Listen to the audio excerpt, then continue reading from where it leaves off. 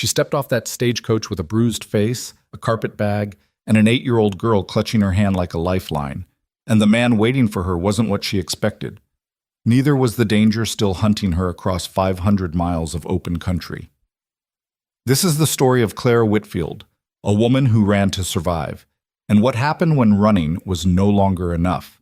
If this story moves you, hit that like button, drop your city in the comments so I can see how far this tale has traveled, and follow along. Because this one goes all the way to the end. The stagecoach rocked and jolted over the last stretch of hardpan before Dust River, and Clara Whitfield sat with her back pressed to the wooden wall, watching the flat Texas horizon through the grimy window glass. 8-year-old Lily had fallen asleep against her shoulder somewhere around midday, and Clara hadn't moved in 3 hours for fear of waking her. Her own body ached. Her left side ached worst, where the bruise had finally begun to yellow at the edges. She'd worn her hair down specifically to cover the discoloration along her jaw, but the July heat had already pulled her hair back with sweat, and she'd given up on hiding it around Abilene. Outside, the land was nothing like Philadelphia. There were no row houses, no cobblestones, no gas lamps beginning to flicker in the early dusk. There was just grass and sky and the occasional scrub oak that looked like it had survived out there purely out of stubbornness. The kind of landscape that didn't care about you. Clara had spent the better part of the journey deciding whether that was a comfort or a warning. She'd placed the advertisement herself, 3 months ago, in 4 different papers across 2 territories. Widow, age 26, seeking honest man of means willing to provide stable home for mother and child. References available upon request. She'd written it, rewritten it, torn it up twice, and finally handed the 3rd draft to the postal clerk before she could talk herself out of it again. The responses had come in over 6 weeks, 17 of them. She'd read each letter twice, looking for the small signs, the way a man talked about what he wanted versus what he offered, whether he mentioned the child at all or avoided the subject entirely, whether his handwriting was controlled or pressured. She'd been raised to read men carefully. Surviving the past 2 years had made her into something better at it. Ethan Callahan's letter was the 4th she'd read, and the one she'd returned to the most. He'd written in a plain hand, sentences short and direct. He ran a cattle operation on 340 acres outside Dust River. He'd lost his wife 4 years ago. He did not want pity about that, and would not offer any about whatever had brought her to this decision. He could provide food, shelter, a separate room for the girl if she needed time to feel comfortable and honest work. He wrote that he had no interest in owning another person. He'd used exactly that phrase. I have no interest in owning another person. He hadn't known how precisely that landed. She'd written back. They'd exchanged 4 letters total. She hadn't told him everything. She'd told him enough to confirm she was coming, and she'd kept the rest behind her teeth where it had lived for the past 18 months. The stage lurched to a stop. Lily jolted awake, grabbed Clara's arm, and then remembered where she was and relaxed in the slow way children do when they're still more asleep than not. Are we there? Lily asked. I think so. The door swung open. The driver's assistant, a boy of maybe 16, squinted up at her from the dust. Dust River, ma'am. End of the line. Clara gathered the carpet bag from the floor and stepped down first, then turned back for Lily. The sun hit her full in the face, and she stood still for a moment, just breathing, letting her legs remember solid ground after 4 days of being shaken apart. The town itself was modest.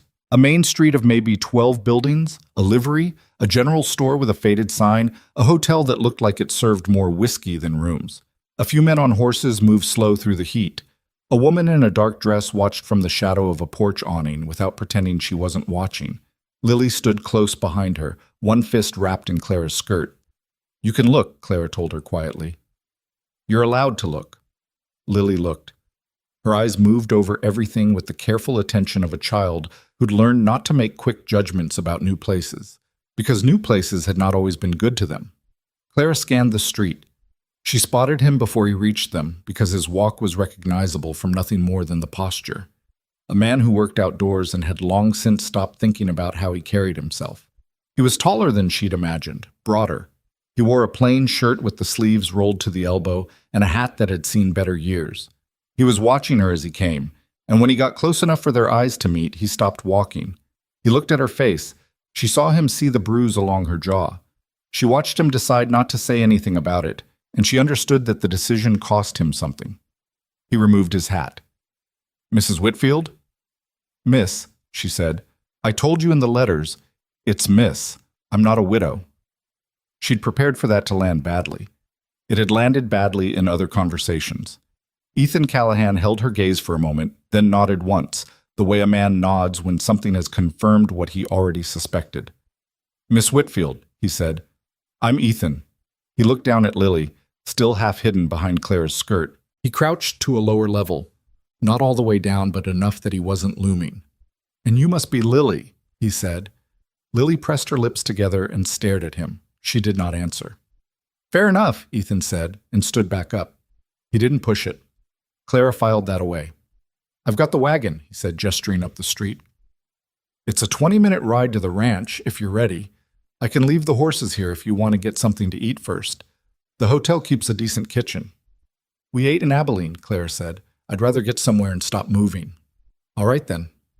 He reached for the carpet bag and she let him take it, which surprised her slightly. She'd been holding that bag for 4 days like it was the last solid thing on earth. The wagon ride was mostly quiet. Lily sat between them on the bench, which Clara had not planned, but which had happened naturally when Lily climbed up first and settled in the middle without asking permission. Ethan kept both hands on the reins and his eyes on the trail.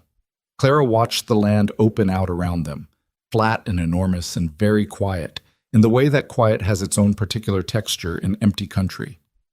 "Is this all yours?" she asked, more to hear something than because she needed the answer. "Some of it. The Caldwell spread is to the north. Old Man Prescott runs cattle east of here.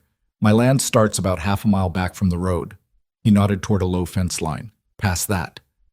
"How long have you been here?" 11 years. Came out from Missouri after the war. My father knew a man who'd bought land cheap and needed help working it. I ended up buying my own parcel when he moved on." She didn't ask about his wife. He didn't ask about her bruise. They drove the rest of the way in a silence that wasn't entirely comfortable, but was at least honest. The house was smaller than she'd imagined from the letters, and better than she'd feared. Single story, stone foundation, with a long porch that faced west. 2 windows with real glass in them. A kitchen garden along the south wall that had been recently weeded. She noticed the weeding specifically. It suggested a man who paid attention to things that didn't demand immediate attention. Ethan took their bag and showed them inside. The main room was spare but clean, a stone fireplace, a wooden table with 4 chairs, a shelf of books, more than she expected, maybe 30 volumes. A door on the left went to the kitchen. A door straight ahead went to a narrow hall. "That room at the end is yours," he said to Clara. "The one on the right is the girls'." Clara looked at Lily. Lily was already moving toward the right-hand door. She pushed it open slowly and stood in the doorway. Clara came up behind her and looked over her head. It was a small room. A bed with a quilt in yellow and white. A wooden chair. A shelf. Empty. Waiting. A window with a curtain Clara could tell had been recently hung. The fold lines from the packaging were still visible in the fabric.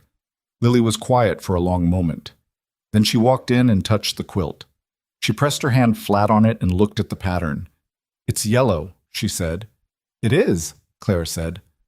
Lily sat down on the edge of the bed and bounced once experimentally. Then she looked up at her mother with the specific expression that Clara knew was Lily's version of cautious approval. It was not happiness yet, but it was possibility. Ethan cooked supper that first night.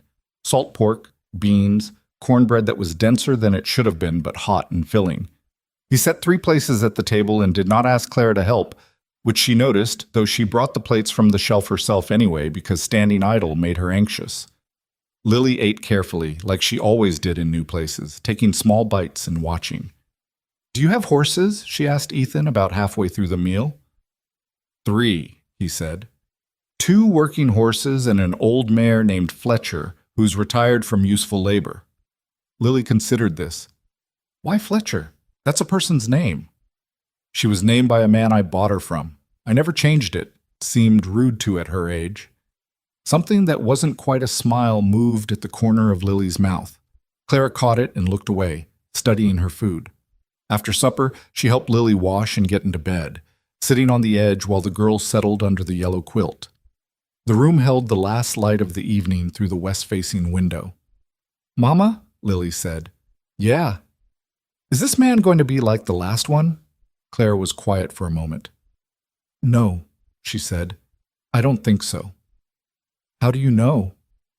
"I don't. Not for certain." She smoothed the quilt edge. "But he built you this room before we even arrived. I think that means something." Lily thought about that. "He named the horse," she said, which wasn't exactly a response to what Clara had said, but in Lily's logic it was connected. "He did," Clara agreed. Lily turned on her side, facing the wall. "Okay," she said.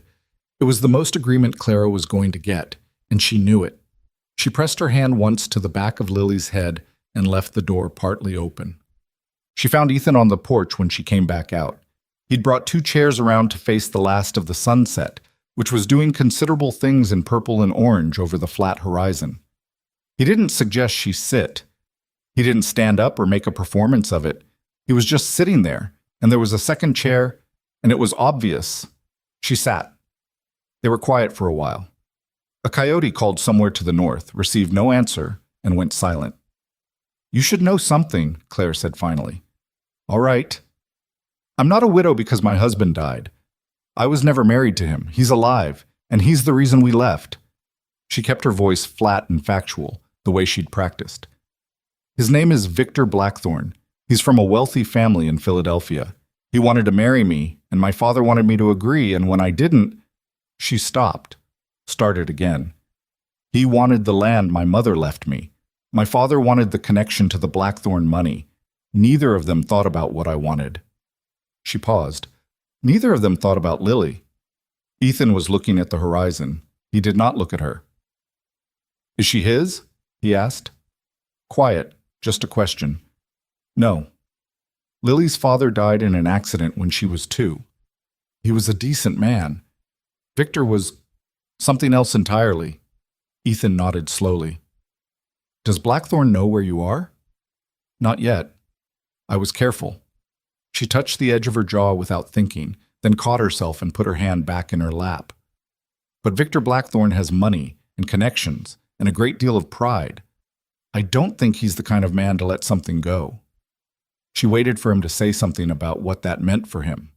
The complication she represented, the danger she was walking into his life. She'd had men back away from exactly this moment. It was reasonable for them to back away. She'd understood it and hated it each time. Ethan leaned forward, rested his elbows on his knees, and looked at his hands. "He comes here," he said. "He'll find you're not alone." She stared at the side of his face. "That's all you have to say about it?" "It's what seems most useful to say." He glanced at her. "I appreciate you telling me. Didn't have to do that." It seemed dishonest not to. Still, she didn't have a response for that. She sat with it while the sky finished burning itself out over the western grass. The first week was an exercise in learning the shape of a new life, which had its own particular misery. Clara had lived in cities, where the days were organized by other people's structures, shop hours and meal times and the schedule of social calls. Ranch life did not care about any of that. The ranch had its own schedule, determined by animals and weather and soil, and it waited for no one's adjustment period. She rose at 5 because Ethan rose at 5, and she could hear him through the wall and could not stay in bed listening to him work while she lay still. She dressed and came to the kitchen and started learning what she didn't know, which was most of it. She'd never banked a fire properly. She'd never skimmed cream. She'd never drawn water from a well that had any resistance in it. And the first morning she fell back 2 steps when the bucket came up and dropped half of it on the ground. Ethan, coming around the corner with a bucket of his own, looked at the spilled water and then at her face, which she could feel was red with something between embarrassment and frustration. "Weight distribution," he said. "Step into it instead of pulling back." He demonstrated with his bucket, drawing it up in one smooth motion by leaning his weight forward. Clara watched, tried it on the empty bucket, got the motion wrong once, then right. "Good," he said, and moved on. That was largely how he taught. Brief, practical, no fuss about it. He wasn't what she'd call warm, but he wasn't cold either. He occupied some space that she didn't have a word for. A man who had gotten down to the functional core of himself after years of solitary work, who had no wasted motion left in him, physical or conversational.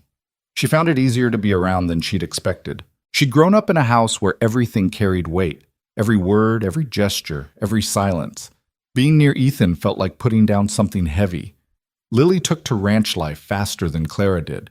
By the third day, she was following Ethan to the barn in the mornings, standing back but watching everything with the focused attention she'd always applied to things that genuinely interested her. On the fourth morning, Clara watched from the kitchen window as Ethan handed Lily a bucket of feed and showed her where to throw it for the chickens. Lily threw it with too much force and scattered it in completely the wrong direction, and the chickens scattered with it, and Lily pressed her hand over her mouth trying not to laugh. And Ethan looked at the chickens and said something Clara couldn't hear that made Lily's face break open into actual laughter. Clara turned back to the stove. She didn't cry. She thought about it, decided against it. Well, it was near the end of the first week that she found the books. She'd been cleaning the main room while Ethan was out on the range, and Lily was at the barn with the old mare Fletcher, who had apparently accepted Lily as an appropriate person to stand beside. The shelf of books had caught her eye from the first day, and she allowed herself to look more closely. Most were practical: farming manuals, a medical reference, 2 books on cattle management. But there were others: a water-damaged copy of Middlemarch, Cooper's Leather-Stocking Tales, well read from the cracked spine, a slim volume of Whitman, and tucked at the far end a collection of pressed flowers inside a folded paper that she almost opened and then didn't, because it clearly wasn't meant for her. She pulled out Middlemarch instead and read the first page standing there in the dusty light. That evening at supper she mentioned it. "I found your books," she said. He looked up from his plate. "The George Eliot," she said. "I used to read it with my mother." Something moved across his face and settled. "It was my wife's," he said. "She read everything she could get her hands on. Had a harder time out here than most. The distances." He paused. "She used to say there wasn't enough to look at." "And you?" He looked at her. "I see plenty." Clara didn't know what to do with that, so she looked at her plate and said nothing. But she took the book to her room that night and read the first chapter and fell asleep with it open on her chest, which she had not done since before Lily was born. By the second week, she was starting to find the shape of her days. She woke at 5. She handled the kitchen. She learned from Ethan the things that needed learning and stopped being embarrassed about how many there were. She helped Lily in the evenings with the arithmetic they'd been neglecting on the road, working through problems on a piece of slate they'd found in the supply room. The town was the harder thing. She went to Dust River for the first time on the 8th day, with Ethan, to get supplies from the general store. The woman she'd seen watching from the porch on her first day was there, Mrs. Tanner, wife of the man who ran the livery, broad-shouldered and plainly curious.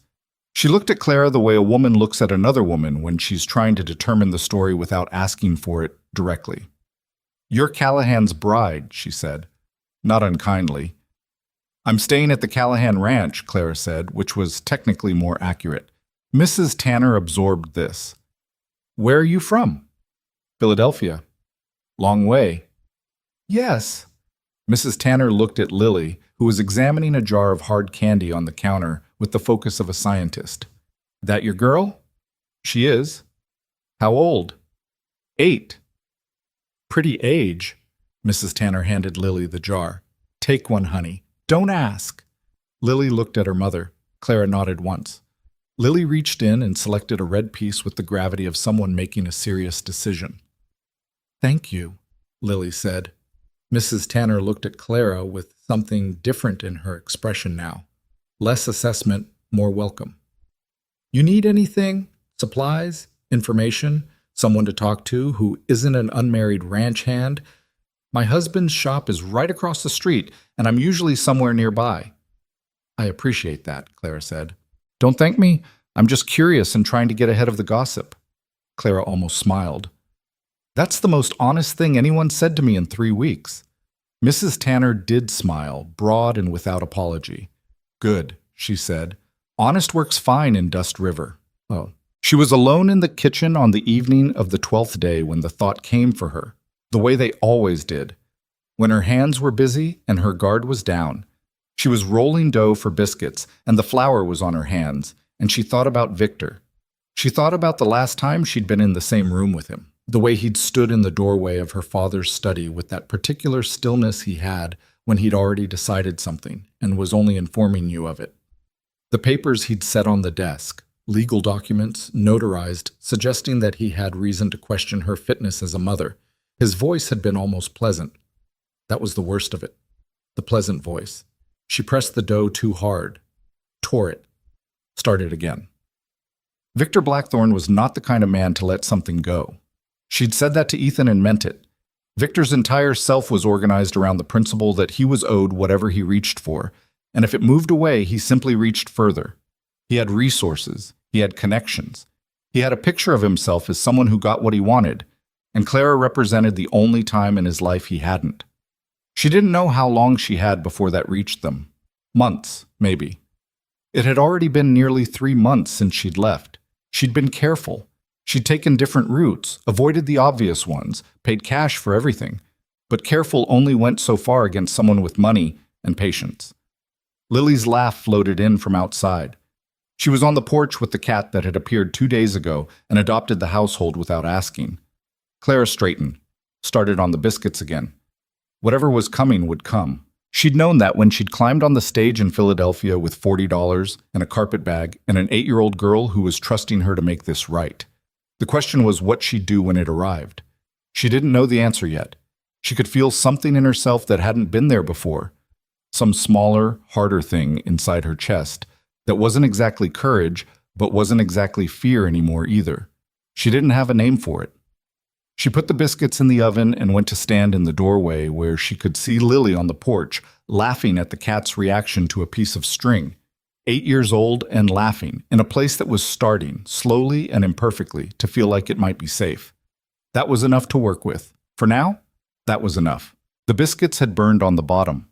Clara pulled them from the oven, set the pan on the counter, and stood looking at the blackened undersides with the specific feeling of someone who had held it together for 2 weeks and was now losing a small, private argument with a pan of bread. She scraped the worst of it off against the edge of the pan. She put them on the table anyway. Nobody said anything about it at supper, which was either kindness or hunger, and she didn't ask which. That was the thing about this life that she hadn't accounted for, the daily accumulation of small failures. The biscuits.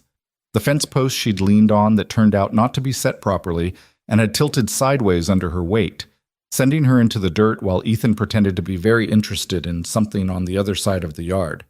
The morning she'd mixed up the salt and the sugar in the coffee, which Ethan had drunk without saying a word until she'd tasted hers and nearly spit it out, and then he'd looked at his cup and said, very quietly, "I was wondering about that."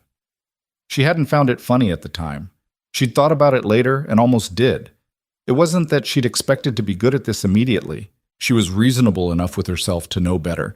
But there was something about incompetence that felt particularly exposed when you were already operating on the edge of trust. When the person watching you learn these things was a man you'd known for less than 3 weeks, in a house you'd chosen out of desperation as much as anything else. Ethan, for his part, made it easier than he had any reason to. He corrected her once, directly, and then let it go. He didn't circle back to her mistakes. He didn't keep a running account. She'd been around men who kept accounts, who cataloged every time you fell short and pulled the list out when it was useful. And Ethan wasn't that. She didn't entirely trust it yet, because you couldn't know a person in 3 weeks, regardless of how much you wanted to. But she watched him with the careful attention of someone who had learned to pay attention, and what she kept seeing was a man who was tired in a bone-deep way and had gotten very honest with himself about what he needed and what he didn't. What he didn't need was performance. He didn't need her to pretend the biscuits weren't burned. He didn't need her to fill silences with chatter or ask him questions about his feelings. He'd been alone for 4 years and had clearly made some accommodation with it. She understood that kind of accommodation. She'd been alone in a different way, alone in a house full of people who didn't actually see her, which was its own particular species of solitude. So they worked alongside each other in a way that was functional and occasionally almost comfortable. And Clara kept the harder parts of herself held back where they belonged, and told herself that was sufficient for now. Lily, meanwhile, had no such restraint. By the end of the second week, Lily had claimed Ethan's barn as a personal territory, named two of the chickens, Margot and Terrible, the latter for reasons that were evident the moment you tried to collect her eggs, and established a daily routine that involved visiting Fletcher the retired mayor every morning before breakfast. Ethan had shown her how to hold the flat of her hand out for the horse to investigate, fingers together so they didn't look like something to bite, and Lily had practiced this with the focus of someone learning a language. And by the fifth day, Fletcher was pressing her gray nose into Lily's palm like they'd known each other for years. Clara watched this from a careful distance. She was glad for it.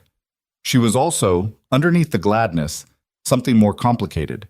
Some combination of relief and grief that she couldn't entirely separate, because watching her daughter attach herself to this place, this man, this horse, meant that leaving would cost something that running hadn't cost before. Before, they'd had nothing to lose. Now they were starting to have things to lose. She tried not to think about that too often. It was on a Wednesday, 3 weeks after their arrival, that she found out about Ethan's debt. She hadn't been looking. She was cleaning the supply room off the kitchen, a narrow space full of sacks and tools and things that had been put in there and forgotten, when she found the wooden box on the top shelf behind a coil of rope. She wouldn't have touched it except that she was trying to move the rope, and the box came with it and tipped, scattering its contents across the floor. Papers. Letters. A ledger. She knelt to gather them, and her eyes caught numbers on the ledger page without intending to. She didn't read far. She read far enough. The ranch was mortgaged. Not alarmingly, not catastrophically, but enough. A loan taken 2 years ago to replace cattle lost in a drought year, payments current but tight. The cattle operation was profitable in good years and barely sufficient in bad ones. The ledger showed 3 years of entries in Ethan's plain hand, and the picture they made was of a man working as hard as he could to stay exactly where he was. She put everything back in the box. She put the box back on the shelf. She stood in the supply room for a moment with her hands at her sides, thinking. She'd known he wasn't wealthy. The letters had been clear on that. He'd described himself as a man of means relative to the territory, which she'd understood to mean not poor, but not rich. She hadn't expected wealthy. She'd stopped expecting wealthy some time ago and had traded that expectation in for something more practical. But this was the underside of practical, the part where a bad year, an injury, a run of poor weather could tip something workable into something not workable. And she'd arrived with nothing to contribute materially except her own labor, which she was still learning to make useful. She didn't bring it up that evening. She thought about it through supper and through the hour afterward when Lily sat beside Ethan at the table while he showed her how to tie different knots, a thing that had apparently become a regular evening activity, Lily holding the rope with intense concentration while Ethan's big rough hands moved around hers demonstrating the angles. She thought about it while she washed the dishes in the kitchen, listening to Lily's voice asking questions and Ethan's shorter answers. She brought it up the next morning instead, when Lily was at the barn and they were alone in the kitchen, and she put it plainly because plain was the only approach she had. "I found the ledger," she said. "It fell out of the box. I didn't read far, but I read enough to understand the situation." Ethan was standing at the counter with a cup of coffee. He looked at her and waited. "I'm not angry," she said. "I don't have the right to be angry. You don't owe me a financial accounting before we've even decided what we are to each other, but I want to know the real picture." He set down the cup. He was quiet for a moment in the way he was quiet when he was thinking rather than avoiding. "The mortgage is manageable if the herd stays healthy," he said. "If I lose cattle to disease or drought again, it gets harder. Last year was decent. This year's been dry." He picked up the cup again. "I should have told you. Didn't know how to work it into a letter without sounding like a man trying to lower expectations ahead of time. You could have just said it. I know that now." She stood across the kitchen from him and thought about what she actually felt, which was not betrayal. The word was too large, but something smaller and more personal, some frustration with the way people edited themselves into better versions when they needed something from you. "My mother left me land," she said, "property in Pennsylvania. It's in my name, and it's the reason Victor Blackthorne wanted to marry me. He needed the property line to expand a development he was planning.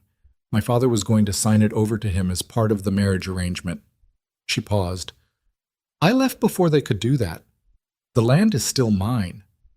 Ethan was watching her carefully. I don't tell you that as some kind of trade, she said. I tell you because you told me something true, and I want to return the same. He nodded slowly. All right. The land's useless to me out here, but it's worth something, and it's real, and it's not going away. She didn't say the rest of it, which was that it was also the thing Victor would come for if he came. She didn't have to say it. She watched Ethan put it together from the parts she'd already given him. Does he have lawyers? He asked.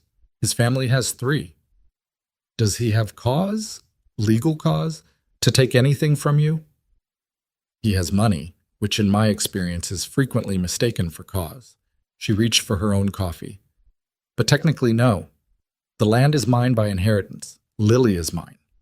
I haven't committed any crime by leaving a situation before someone else decided my future for me. Ethan was quiet again. Outside, a horse moved in the yard, hooves on dry ground, and the sound carried in the morning stillness. Then what he's got, Ethan said, is anger, which is dangerous but different. Yes, Clara said. Different. She drank her coffee. He drank his. Neither of them said what was obvious, which was that different didn't mean manageable. April turned into May and May into June, and the Texas heat arrived like something with intention, pressing down on the plains with a weight you felt in your lungs. Clara learned to work in the early morning and the evening, and to rest in the midday hours when the heat made everything slower and stupid, which was its own kind of adjustment for a woman who'd been raised to be productive from morning through supper. She learned other things too. She learned how to set a fence post properly. The weight distribution, the angle, the tamping of earth that made the difference between a post that held and a post that tilted. Ethan showed her once. She practiced on an afternoon when he was out on the range and made 4 bad ones before she got the 5th right, and she went back and reset the 4 bad ones before he returned. And when she told him about it that evening, he looked at her with something she couldn't quite name. You reset them yourself, he said. They were wrong. Most people would have left them. I'm not most people, she said, which came out with more edge than she'd intended. But he didn't look put off by it. He looked, if anything, slightly like the statement had confirmed something. She learned how to treat a cut on a horse's leg, which required more nerve than she'd expected. The horse in question being an animal with strong opinions about people touching its legs. She learned what weather clouds looked like versus rain clouds versus the particular build of a storm that required actual concern, which distinction took her most of June to begin to understand with any reliability. She learned that the Caldwell family to the north had a daughter, roughly Lily's age, whose name was Nora, and who appeared one afternoon with her mother on a social call and proceeded to fall into immediate and total friendship with Lily in the way only children manage. The two of them moving from the porch to the yard to the barn within 20 minutes as if they'd known each other for years. Mrs. Caldwell, Margaret, she said immediately, please call me Margaret, was a sturdy woman in her early 30s with a practical face and the particular directness of someone who didn't have time for social performance. She sat with Clara on the porch and drank lemonade and talked about the weather, the soil, 2 families who'd left the territory this past winter after hard losses, and the general situation of women in the Panhandle, which she summarized as hard, honest, and largely dependent on whether you'd married a man with sense. Callahan has sense, Margaret said, not as a compliment exactly, but as a statement of fact in a region where it apparently needed noting. He seems to, Clara said. He's had it hard. His wife, she was a good woman, but she hated it here. Not her fault. Some people just can't make the land work for them in their minds, you know? She was sick most of her last winter, and I think the loneliness made it worse. Margaret looked out at the yard where Lily and Nora were trying to convince the barn cat to perform some service they required. He blamed himself. Men usually do, even when they shouldn't. Clara filed that away next to the other things she'd filed about Ethan.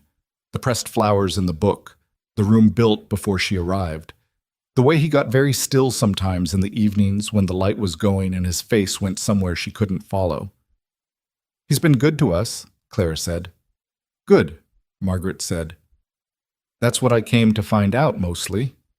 Clara looked at her. Margaret shrugged. Small territory. We look out for each other. You being from the east, nobody knew what you were walking into, or what you were bringing with you. She said it without apology. Now I've met you, I feel better about it. And what do you think you've met? Clara asked, and meant it as a genuine question. Margaret looked at her for a moment. Woman who's been through something and doesn't want to be defined by it, she said, which is about half the women out here, if we're being honest. In the evenings, the knot tying had become a permanent fixture. Lily had moved past the basic knots and was working on something Ethan called a bowline, which she practiced so obsessively that Clara started finding small loops of rope on the kitchen table, on the chair, on the windowsill. One appeared on the cat, briefly, before the cat made its position on that matter clear. Ethan had also started teaching Lily to read animal tracks. This was done by walking the soft ground around the water trough in the mornings and identifying what had come through in the night. Deer mostly, and once a coyote, and a rabbit print so small that Lily had to kneel in the dirt and put her face close to the ground to see it. How do you know it's a rabbit and not a cat? Lily asked one morning. Clara was nearby, working in the kitchen garden, close enough to hear them. Spacing, Ethan said. Cat places its feet careful, neat prints, one after another. Rabbit hops, so you get 2 front prints, then 2 back prints together, and the back feet land ahead of the front. Lily stared at the ground. That doesn't make sense. Why would the back land in front? Because when it hops, the back legs push past the front. They reach forward. A pause. Show me, Lily said. There was a moment of silence, and then Clara heard the particular sound of Ethan getting down on his hands and knees in the dirt, and she pressed her lips together and kept working in the garden. Like this? Lily asked. Roughly. You'd be faster. Do it faster. Lily, Clara said, without raising her voice. Please, Lily added to Ethan. He did it faster. Lily shrieked with laughter. Clara stared at her tomato plants and felt something behind her sternum shift, like a thing that had been held at a wrong angle for too long, finally finding a better position. She didn't name it. She had gotten cautious about naming things. The letter arrived in the last week of June. Clara saw it in Ethan's hand when he came back from town, and she knew from the way he carried it, deliberately, like something that required handling carefully, before he said a word. This came for you at the post office, he said. Tanner held it, said a man came in asking whether anyone had seen a woman and a child answering your description about 2 weeks ago. Clara stood in the kitchen doorway and looked at the envelope.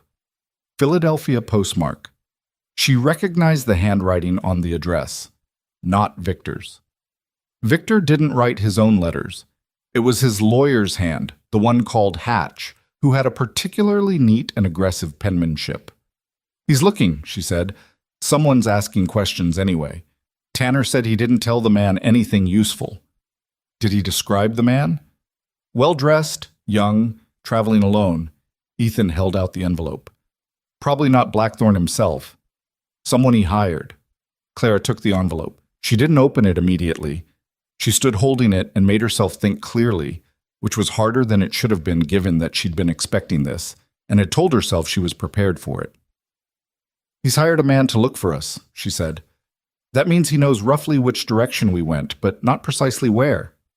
Or he's casting wide, and this is one of several places being checked.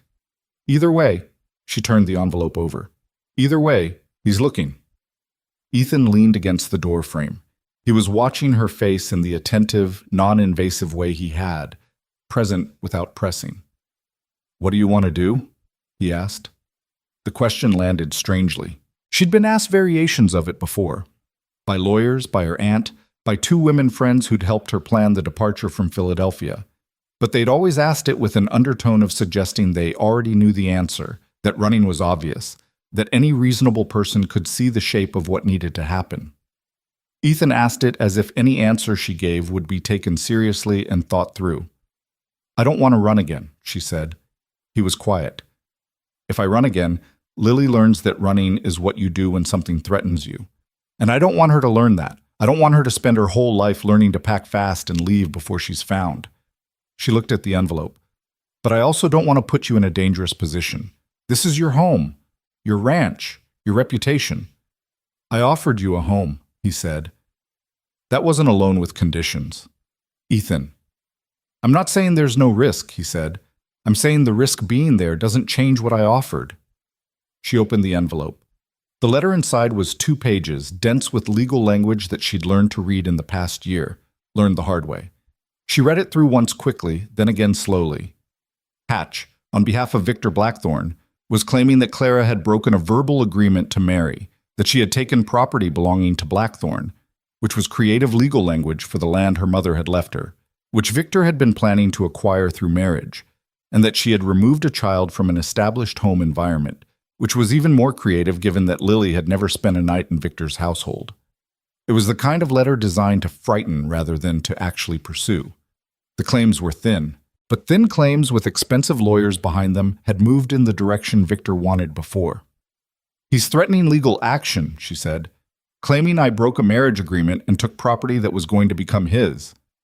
Was there a signed agreement? There was not, she said flatly, because I never agreed to anything. My father agreed. I was present in the room and declined repeatedly, and eventually I stopped declining and started planning to leave. Ethan took the letter from her when she held it out and read it with the focused patience he brought to everything. She watched him read and tried to figure out what he was thinking, which his face generally didn't help with. Hatch, he said. This lawyer. Yes. He's saying a verbal agreement counts. He's saying it might count, which is a different thing. It's designed to make me uncertain enough to not fight it. Ethan set the letter down on the kitchen table. He put both hands flat on either side of it and looked at it for a moment like it was a map of difficult territory. There's a man in Amarillo, he said, name of Whitaker. He does legal work for ranchers out this way, land disputes mostly. I've met him twice. He's good and he's not expensive. Ethan, I don't have money for a lawyer. I know that. She stared at him. I'm not going to let you pay for my legal problems. I'd like you to consider that they're not only your legal problems, he said. A man sending someone out here asking about a woman and child living on my ranch? That's my problem too. He looked up at her. And we're going to need to talk about the other thing. What other thing? The marriage thing, he said. Because whatever protection that gives you legally, whatever rights it establishes for you and Lily, you ought to have that protection before Blackthorne's man finds this specific address. Clara stood very still. I'm not asking for anything from it, he said, and he said it with a directness that made it clearly not a disclaimer, but a fact. I mean the legal part. I mean your rights in this territory, and Lily's rights. I mean standing. He paused. The rest of it, whatever we are or aren't to each other, that's separate. That takes time, and I understand that. I'm not trying to collect on something. She'd expected the conversation eventually. She hadn't expected it to feel like this, like something being offered rather than arranged, like a door being opened rather than a box being closed. I need to think about it, she said. All right, not long. I understand the time issue. She picked up the letter. But I need to think. That's fair, he said, and moved away from the table, and that was the end of it. She thought about it that night, lying in the dark, listening to the quiet of the Texas plains, which was not actually silence, but a layered texture. Wind through grass, a horse shifting in the barn, the distant sound of something living in the dark that she couldn't identify and had mostly stopped trying to. She thought about what she'd believed marriage was, in Philadelphia, in the world she'd been raised in. She thought about what her father had believed it was, which was a transaction that benefited the family name and the family property. She thought about Victor, who'd believed it was acquisition. She thought about Lily's father, briefly, a good, ordinary man who died young and left a 2-year-old and a woman who'd genuinely grieved him, which had surprised her at the time. How much she'd grieved him. How much simpler it had been to love someone who just wanted you to be fine. She thought about Ethan Callahan, who had built a room for a child he'd never met, who drank questionable coffee without complaint, who got down on his hands and knees in the dirt to show an 8-year-old how a rabbit moved, who had said, I have no interest in owning another person, in a letter, and meant it sufficiently to still mean it 3 weeks and a financial revelation later. She wasn't in love with him. She was clear on that. But she trusted him, and she understood now what a rare and serious thing trust was, how it weighed more than most emotions and lasted longer, and was, in the end, the thing that everything else needed to be built on. She made her decision around midnight, lying on her back in the dark. The next morning, over coffee, she said, "I'll do it, if the offer's still there." Ethan looked at her from across the table. "The offer's still there," he said. She nodded, looked at her hands. "Then let's figure out what we need to do." Outside, Lily was already at the barn. Through the kitchen window, Clara could see the yellow quilt airing on the porch rail, put out the night before and forgotten, and it moved in the morning wind with the particular ease of something that had found a place to belong and was, for now, staying put. They were married on a Thursday. Not because Thursday held any particular significance, but because that was the day Judge Alderman came through Dust River on his circuit, and Ethan had ridden into town the morning after Clara said yes and arranged it before she could change her mind. Not that he said that, but she understood it and didn't hold it against him because she might have changed her mind, and changing her mind would have been the wrong thing to do, and she was grateful to have the decision made before her own fear could talk her out of it. Mrs. Tanner pressed a dress on her that she hadn't asked for, a pale blue cotton thing that had belonged to a cousin who'd moved to New Mexico 2 years ago and left a trunk of clothing behind. It fit Clara through the shoulders and was loose in the waist, which Clara fixed with a belt of her own, and the result was something that looked like a woman who'd gotten dressed with intention rather than ceremony, which felt exactly right. Lily wore her second-best dress, which had a small tear at the hem that Clara had mended twice and which showed, and Lily had expressed no opinion about this because Lily had been in an odd, quiet mood since Clara had told her what was happening. Not unhappy. Clara knew Lily's unhappy. This was something else. Watchful, like a child running calculations that hadn't resolved yet. The ceremony itself took 11 minutes. Judge Alderman was a compact man with a gray beard and the permanently tired expression of someone who had performed this function many times in many conditions and had long since stopped investing in the aesthetics of it. He read the relevant words in a flat, official voice. Ethan said, "I do," in the same tone he said most things, direct and unadorned. Clara said, "I do," and heard her own voice come out steadier than she expected. There were 4 witnesses: Mrs. Tanner, her husband Gerald, Margaret Caldwell, who had driven over from the North Ranch at early morning with Nora, and old Ben Haskell, who worked part-time on Ethan's range and had showed up because he'd heard there was going to be cake, which there wasn't, a misunderstanding that Ben accepted with the philosophical grace of a man accustomed to disappointment. Afterwards, standing in the thin shade of the cottonwood in Judge Alderman's yard, Margaret hugged Clara with the sturdy practicality she brought to everything and said, "Good. Now let's see what he does." She meant Victor. Margaret had been told the outline, not the full story, but enough. It was the kind of territory where you told your neighbors enough to ensure they were watching, because watching was a form of protection that lawyers couldn't replicate. Clara looked at Ethan, who was talking to Gerald Tanner about something that was probably cattle-related, based on the hand gestures. He glanced over and found her already looking, and there was a moment, brief, unreadable on his end, probably too readable on hers, before she turned back to Margaret. "We'll see," Clara said. Lily, standing beside Nora under the tree, had been quiet through the whole thing. On the ride back to the ranch, with Lily seated between them on the wagon bench the same way she'd been on that first day, Clara looked down at the top of her daughter's head and said, "You've been thinking about something all day." Lily was quiet for a moment. "Is Ethan my father now?" she asked. Clara looked across Lily's head at Ethan, who was looking at the road. "That's something you'd have to figure out between the two of you," Clara said carefully. Lily looked up at Ethan. "Are you?" Ethan was quiet long enough that Clara thought he was choosing words, which he was. "I'm your mother's husband," he said. "What that makes me to you is up to you." Lily appeared to think this was an acceptable answer.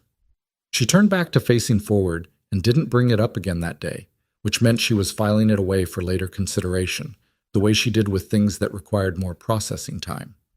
Clara looked at the road and thought that if Ethan had said anything different, anything more claiming, or alternatively anything more distancing, she might have made a mistake. The fact that he said exactly the right thing while appearing to simply say the honest thing was the kind of detail she'd been collecting since the first day, and the collection was starting to feel significant. 3 days after the wedding, she wrote to Hatch. She wrote it 3 times before she had the version she wanted. Not angry, not appeasing, not frightened, factual. She was now Clara Callahan, married under the laws of the state of Texas, residing at a permanent address with her daughter, who was her daughter by birth and by custody, unchallenged and unchallengeable. The land her mother had left her was her inheritance and had never at any point entered into a binding legal agreement with Mr. Blackthorne or his representatives, as no such agreement existed in writing or in any enforceable form. She would be seeking the advice of her own legal counsel regarding any further claims. She signed it Clara Callahan and did not add anything to that. Ethan read it before she sealed it. He read it the way he read everything, completely, without commenting until he was done. "It's good," he said. "You can tell me if it isn't." "It's good," he said again, with the slight additional weight that meant he'd considered it more carefully than the first time and was standing by it. She sent it with Ethan when he rode to town that Friday, and then she went back to work because working was the thing that kept the fear at a manageable level, and standing still did not. But July arrived and turned everything gold and savage. The heat that had felt intense in June revealed itself to have been merely introductory. The real heat was a physical force that pressed on you from above and rose to meet you from the cracked earth, and by mid-morning every day Clara's shirt was soaked through and she drank water constantly and still felt permanently on the edge of thirsty. She was getting stronger physically. She could feel it in her arms when she lifted things, in her legs when she climbed the fence rather than walking to the gate, in the general sense of her body being more reliable than it had been in years of largely indoor life. She hadn't been delicate before, but she'd been unused. Now she was being used daily, hard, and her body was responding to it with a kind of sullen competence that she found oddly satisfying. Ethan noticed. He didn't comment on it directly. He rarely commented on things directly unless they were wrong. But she caught him watching her set a post one afternoon with an expression that was, as best she could read it, something like respect without ceremony. She set the post correctly and didn't look at him and felt the satisfaction of the solid, tamped earth under her boot. Lily had a harder time with the heat. She was fair-skinned like Clara and burned easily and spent the worst of the midday hours inside reading or doing arithmetic or, increasingly, sitting at the kitchen table with a piece of paper and a pencil drawing pictures of horses with the focused inaccuracy of a child who loved something more than she could yet render it. The horses in Lily's drawings had the right number of legs, but they were distributed at angles that would have made actual locomotion challenging. Clara framed 2 of them and put them on the kitchen wall without asking Ethan, because she decided to take the risk and see what happened. What happened was that Ethan came in for lunch, looked at the wall, looked at Lily, and said, "The one on the left looks like Fletcher." Lily looked at the drawing, which bore minimal resemblance to Fletcher, and said, "I know." "Good likeness," Ethan said, and sat down for lunch. Lily ate lunch that afternoon with the composed expression of someone whose work had been critically affirmed, and Clara refilled Ethan's coffee and said nothing, because some things were better left as they were. The man from Philadelphia arrived on the 14th of July. He came into Dust River on a rented horse, wearing clothes that were expensive and wrong for the territory. A wool jacket in 90-degree heat, city shoes already caked with panhandle dust. He went to the hotel first, which was the right instinct, and then to the general store, which was where he made his mistake. He asked Mrs. Hollis, who ran the store on her husband's behalf, and was the single most comprehensively informed person in the county, whether she knew of a woman named Clara Whitfield who might have come through the area in the past few months. He said he was acting on behalf of a family concern. He was pleasant about it. He had a city manner, smooth, practiced, the kind of pleasantness that came from negotiating in drawing rooms. Mrs. Hollis sold him flour and told him she'd keep an ear out, which was true in the technical sense that her ear was always out. She sent word to Ethan before the man had finished saddling his rented horse. The messenger was Nora Caldwell, who had been in the store with her mother when the man came in, and who rode back to the Callahan ranch with the news at a speed that suggested she'd understood the urgency without being explicitly told. She was 9 years old and took the information delivery seriously, pulling her horse up in the yard with an authority that Lily watched from the porch with visible admiration. "A man's asking about your mama," Nora said to Lily, which was not the most diplomatic delivery, but it was accurate. Clara came to the door at the sound of hooves. Ethan was already in the yard. "City man," Nora said. "Mr. Hollis's store. Asked for a Clara Whitfield. Mama said to tell you." "Did your mother say what he looked like?" Clara asked. "Young, brown hair. Very sweaty." Nora paused. "He had nice shoes that were ruined." "Hatch sent an associate," Clara said to Ethan. "He wouldn't come himself." "Probably a clerk," Ethan agreed. He was looking toward the road, which told her nothing because the road was empty. "He'll ask around, and someone will point him this way eventually. Tanner won't, Mrs. Hollis won't, Margaret won't, but eventually." "Then I'd rather he come here than have him find us on the road," Clara said. Ethan looked at her. "I'm not going to hide in my own house," she said. "Our house." She caught herself on the correction, noted Ethan noting it, and moved on. "If he has papers, I want to see them. If he has questions, I want to answer them on ground I'm standing on, not ground I'm passing through." Ethan studied her for a moment. "All right," he said. "I'll be in the barn." "Ethan." "Close by," he said. "In case." She understood in case. She also understood that he wasn't offering to stand in front of her, which was the right understanding. He sent Nora home with a message for Margaret, and he sent Lily into the house to stay with the instruction to keep the doors from banging because the hinges were loose, which was true, and also a reason that didn't frighten her. Then he went to the barn, and Clara stood on her porch and waited. The clerk, he introduced himself as Mr. Abbott, from the firm of Hatch, Rourke, and Delmonico, arrived at the ranch at 3 in the afternoon looking exactly as Nora had described. Young, brown-haired, genuinely very sweaty, wearing a wool coat that he must have been instructed to maintain as a sign of professionalism, regardless of the climate. A piece of advice that Clara privately judged as one of the crueler things a man could do to a subordinate. He pulled up in the yard and looked at Clara on the porch with the expression of a man who had been told this would be straightforward and was beginning to suspect otherwise. "Mrs. Callahan?" he said, which told her immediately that he'd been more successful in his inquiries than she'd hoped. "Yes," she said. He dismounted with some difficulty. The rented horse was a large animal with opinions, and approached the porch, removing his hat. He was maybe 25. He had the honest face of someone who was doing a job he hadn't entirely thought through the implications of. "My name is Abbott," he said. "I'm acting on behalf of Mr. Victor Blackthorne of Philadelphia through the office of—" "Hatch, Rourke, and Delmonico," Claire said. "I know who you work for. I received their letter in June." She didn't ask him up onto the porch. "What are you here to deliver?" He reached into his coat and produced a folded document. "Mr. Blackthorne is requesting the voluntary return of certain property interests currently held in your name, as well as requesting a legal proceeding to establish the rightful—" "Mr. Abbott," Clara said. He stopped. "Is there a court order in that document?" He paused.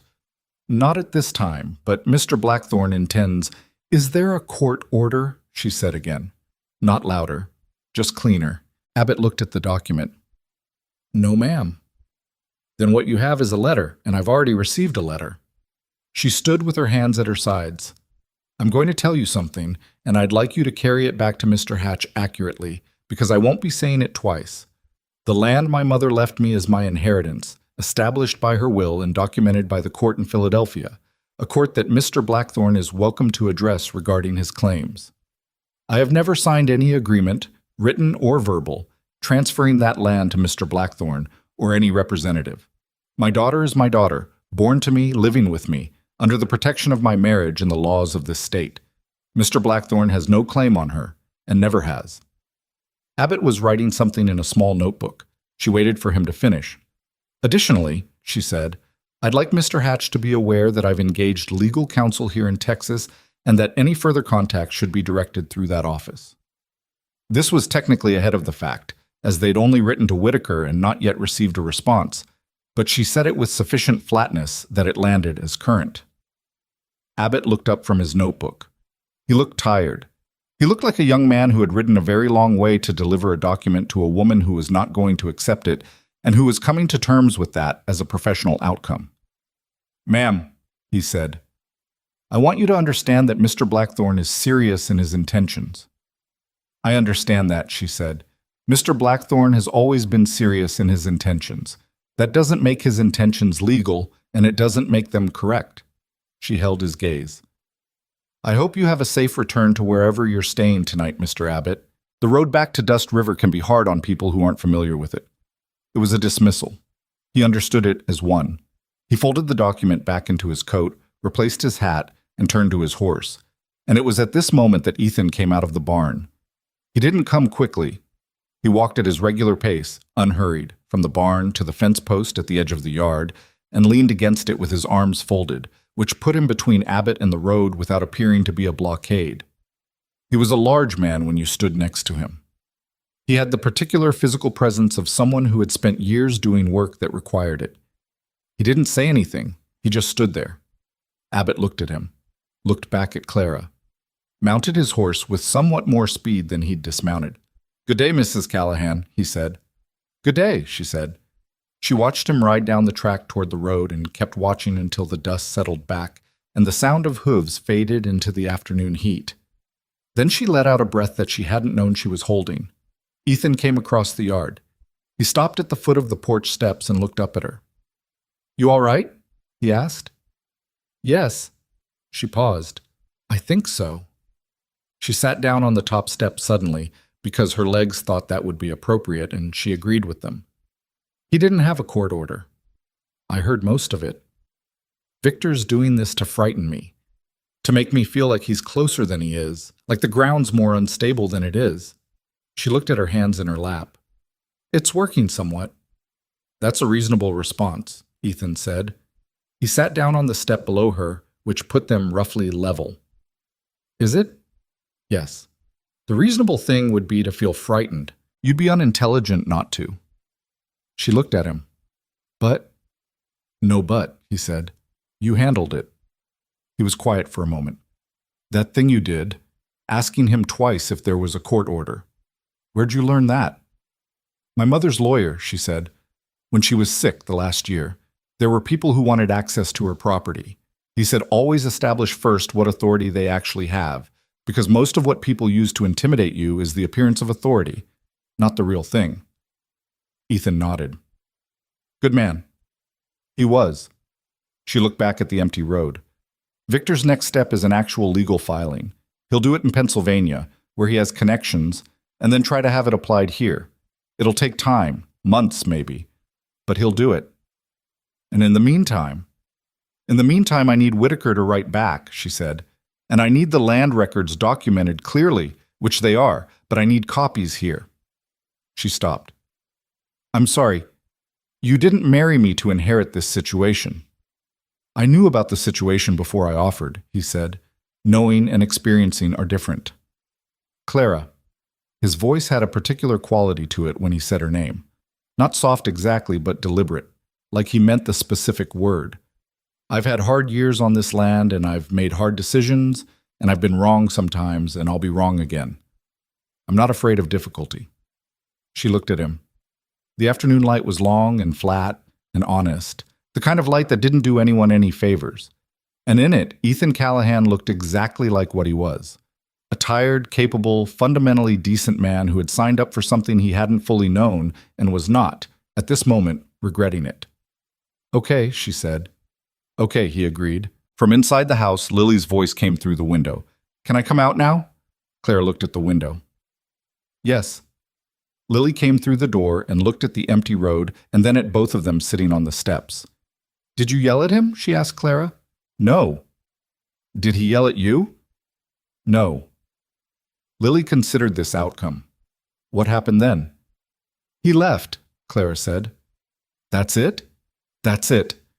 Lily sat down on the step on Clara's other side. She was quiet for a moment, in that processing way of hers.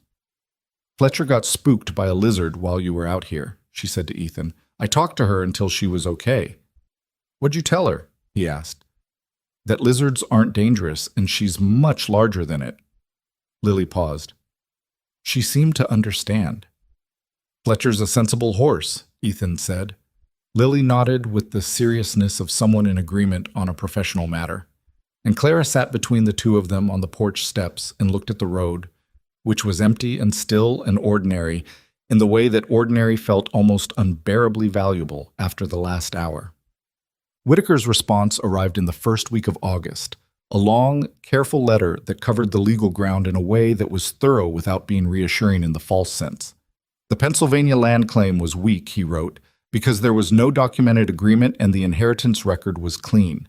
Victor's strongest angle was the verbal contract argument, which was difficult to disprove but also difficult to prove, particularly against a woman who denied it clearly and consistently, and had witnesses who could speak to the circumstances of her departure. The child was Clara's, and Texas courts were not inclined to intervene in maternal custody without significant cause, of which there appeared to be none. He recommended filing a preemptive statement in Amarillo establishing Clara's residence, her marriage, and her ownership of the inherited property with the registered address as the Callahan Ranch. He would handle the filing himself. The cost was not small, but it was not impossible. Clara read the letter twice at the kitchen table, then passed it to Ethan without comment and watched him read it. "He's right," Ethan said, "about the verbal contract. That's the part Victor will push." "I know. You'll need to be very clear in any sworn statement. Every time you refused, every person who was in the room." "I remember all of it," she said. "I've been remembering it for 2 years." He folded the letter. "Then we file what Whitaker recommends and we let it work. And if it doesn't? Then we figure out what comes after that," he said, "the same way we figured out what came after the last thing." It wasn't a comforting answer in the way that false comfort was comforting. It was something more durable, an acknowledgement that the path forward was not clear and might be hard, and that this was not sufficient reason to stop walking. What she hadn't expected in the weeks that followed was the community. She'd understood intellectually that ranch country involved neighbors who looked out for each other. She'd seen it in Mrs. Tanner's directness on the first day, in Margaret Caldwell's deliberate visit, in Nora arriving at speed with a warning that saved Clara from being caught off guard. But she hadn't understood the specific texture of it until it started being directed at her. Gerald Tanner mentioned casually one evening, when they ran into each other at the store, that he'd informed Abbott, when the young man came back to return the rented horse, that the Callahan Ranch was well regarded in the territory, and that anyone causing trouble for the family there would find the community took note of such things. He said it the way he said everything, which was quietly and without emphasis, as if it weren't remarkable. Old Ben Haskell started spending more time on the ranch, not officially, not hired for any additional work, but present, fixing things that needed fixing, being visible. He was 63 years old and weathered to something close to leather, and his presence in the yard was the presence of a man who had no particular reason to be anywhere else and had chosen to be here. Margaret organized a working bee in early August, ostensibly to help Clara process the kitchen garden before the late summer harvest, which was a real need, but also plainly an occasion to get 6 women onto the property in daylight, talking, visible. Victor Blackthorne's representative had asked questions in this town. What he'd gotten back, through channels both official and otherwise, was a picture of a woman who was known and connected and not without friends. Clara understood what was being done and was moved by it in a way she didn't have easy words for. She'd spent 2 years being protected by running, by distance, by concealment, by making herself harder to find. This was a different kind of protection entirely. This was people standing on the same ground as her and making clear that the ground was occupied. She helped Margaret and the others in the garden that August morning, working through the rows while the women talked around her. Children, weather, a family 2 ranches over having a difficult season, a piece of gossip about a county official that Clara didn't fully follow, but laughed at in the right place. She got dirt under her fingernails, and her back ached from bending, and at some point Mrs. Hollis from the general store appeared with a jug of cold water that nobody had asked for, and that was the most welcome thing Clara had felt in days. By the time they were done, she was tired in a way that felt earned rather than depleted, and the kitchen garden was in order, and she stood in the yard watching the women's wagons make their way down the track and felt something that she was finally willing to name. Not safety, exactly. Safety was perhaps still provisional, still dependent on Whitaker's filing and Victor's choices and courts she couldn't fully predict. But something adjacent to safety. Something about being known in a place, about being the kind of person whom other people showed up for, not because they owed you something, but because that was the texture of how life worked here. You showed up, and when your turn came, people showed up for you. She'd never lived anywhere that worked that way. She hadn't known it was a thing that existed outside of books. In the evenings, she and Ethan had developed a habit of sitting on the porch after Lily went to bed. Not always talking, sometimes talking. The distinction had stopped feeling like it needed management. They'd arrived at a comfortable enough proportion of silence to conversation that neither one required the other to fill the gaps. One evening in late August, with the heat finally beginning to pull back towards something livable at night, she asked him something she'd been holding for weeks. "Why did you answer my advertisement?" He looked at her from the other chair. "What do you mean?" "You could have answered any number of them. There are women advertised in 4 different papers across 2 territories. Women without complications, without history, without someone looking for them." She looked at the darkening sky.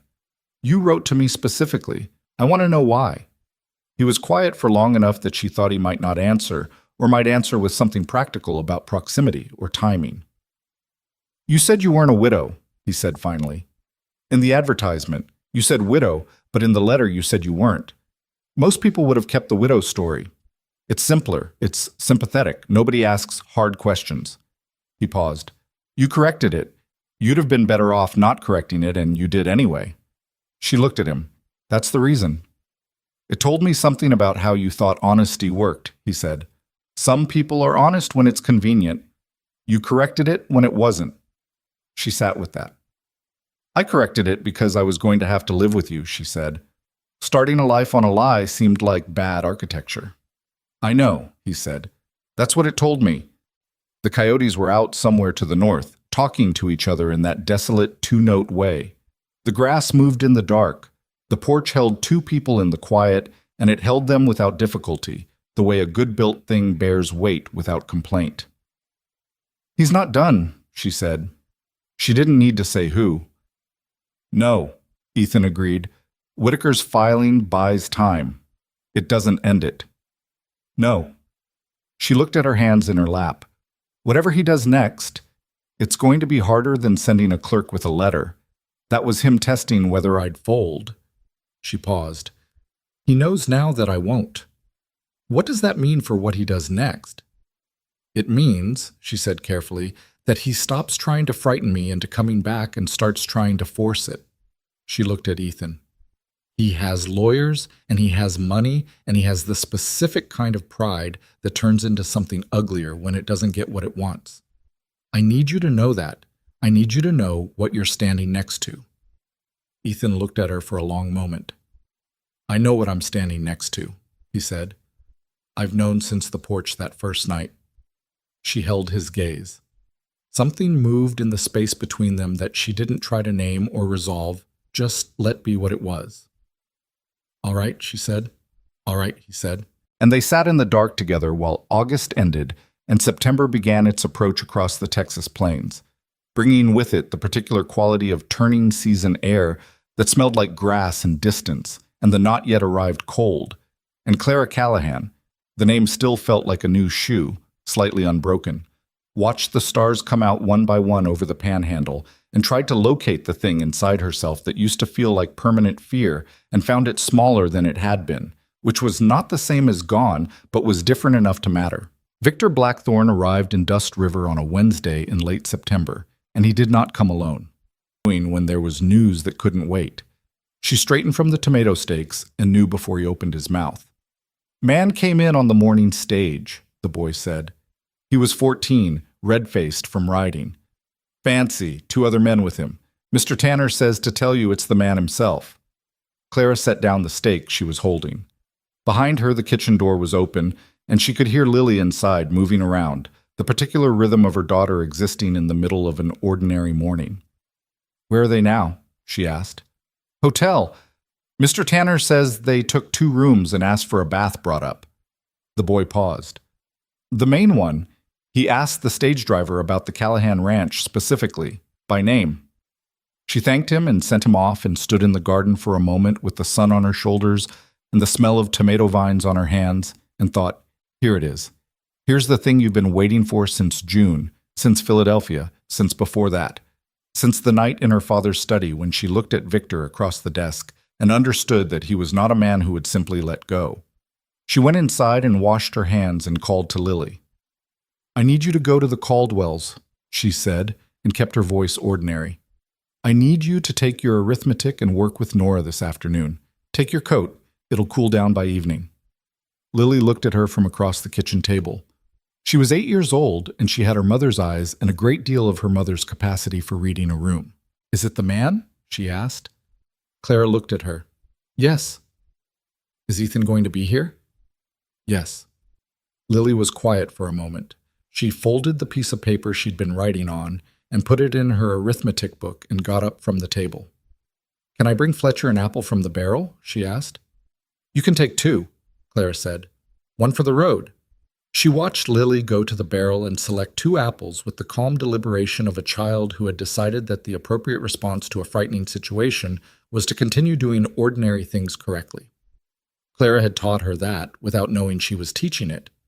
Watching it work was a strange feeling, pride and grief in the same moment, because the reason Lily knew how to do that was the reason Lily had needed to learn.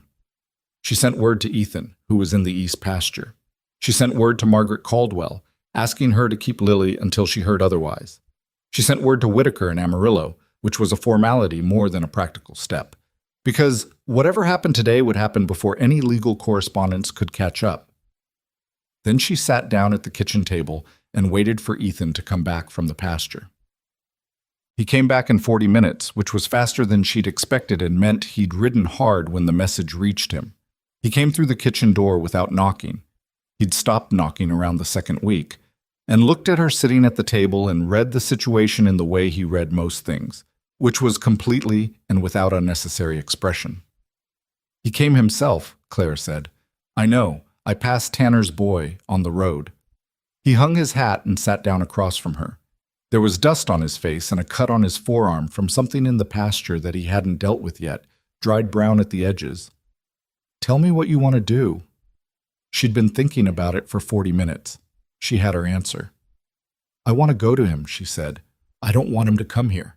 I don't want him in this house or on this land walking through these rooms and looking at our life here and thinking about how to take it apart." She looked at her hands on the table. "I want to meet him in town, where other people can see, where there's a public nature to it that limits what he can do." Ethan nodded. "Tanner's place or the hotel?" "The hotel. His territory, not ours.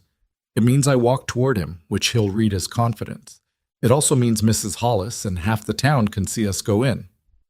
"You want me there?" "I want you there as my husband," she said, "not as protection.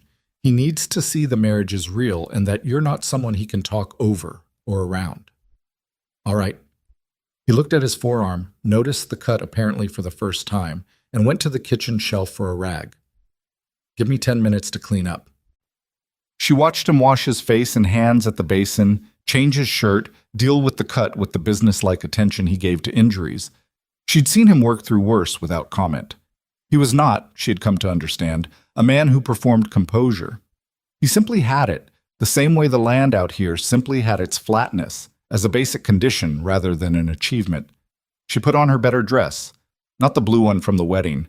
She had one other that was more structured, darker, that said nothing about softness and everything about intention. She put her hair up properly. She did not look in the mirror longer than necessary. They rode to town together in the wagon, which was practical, and also, she was aware, made a particular kind of picture, a man and a woman on a bench, moving towards something instead of away from it. Then, Victor Blackthorne was in the hotel lobby when they walked in. She had not seen him in 11 months, and her body recognized him before her mind had time to prepare for it.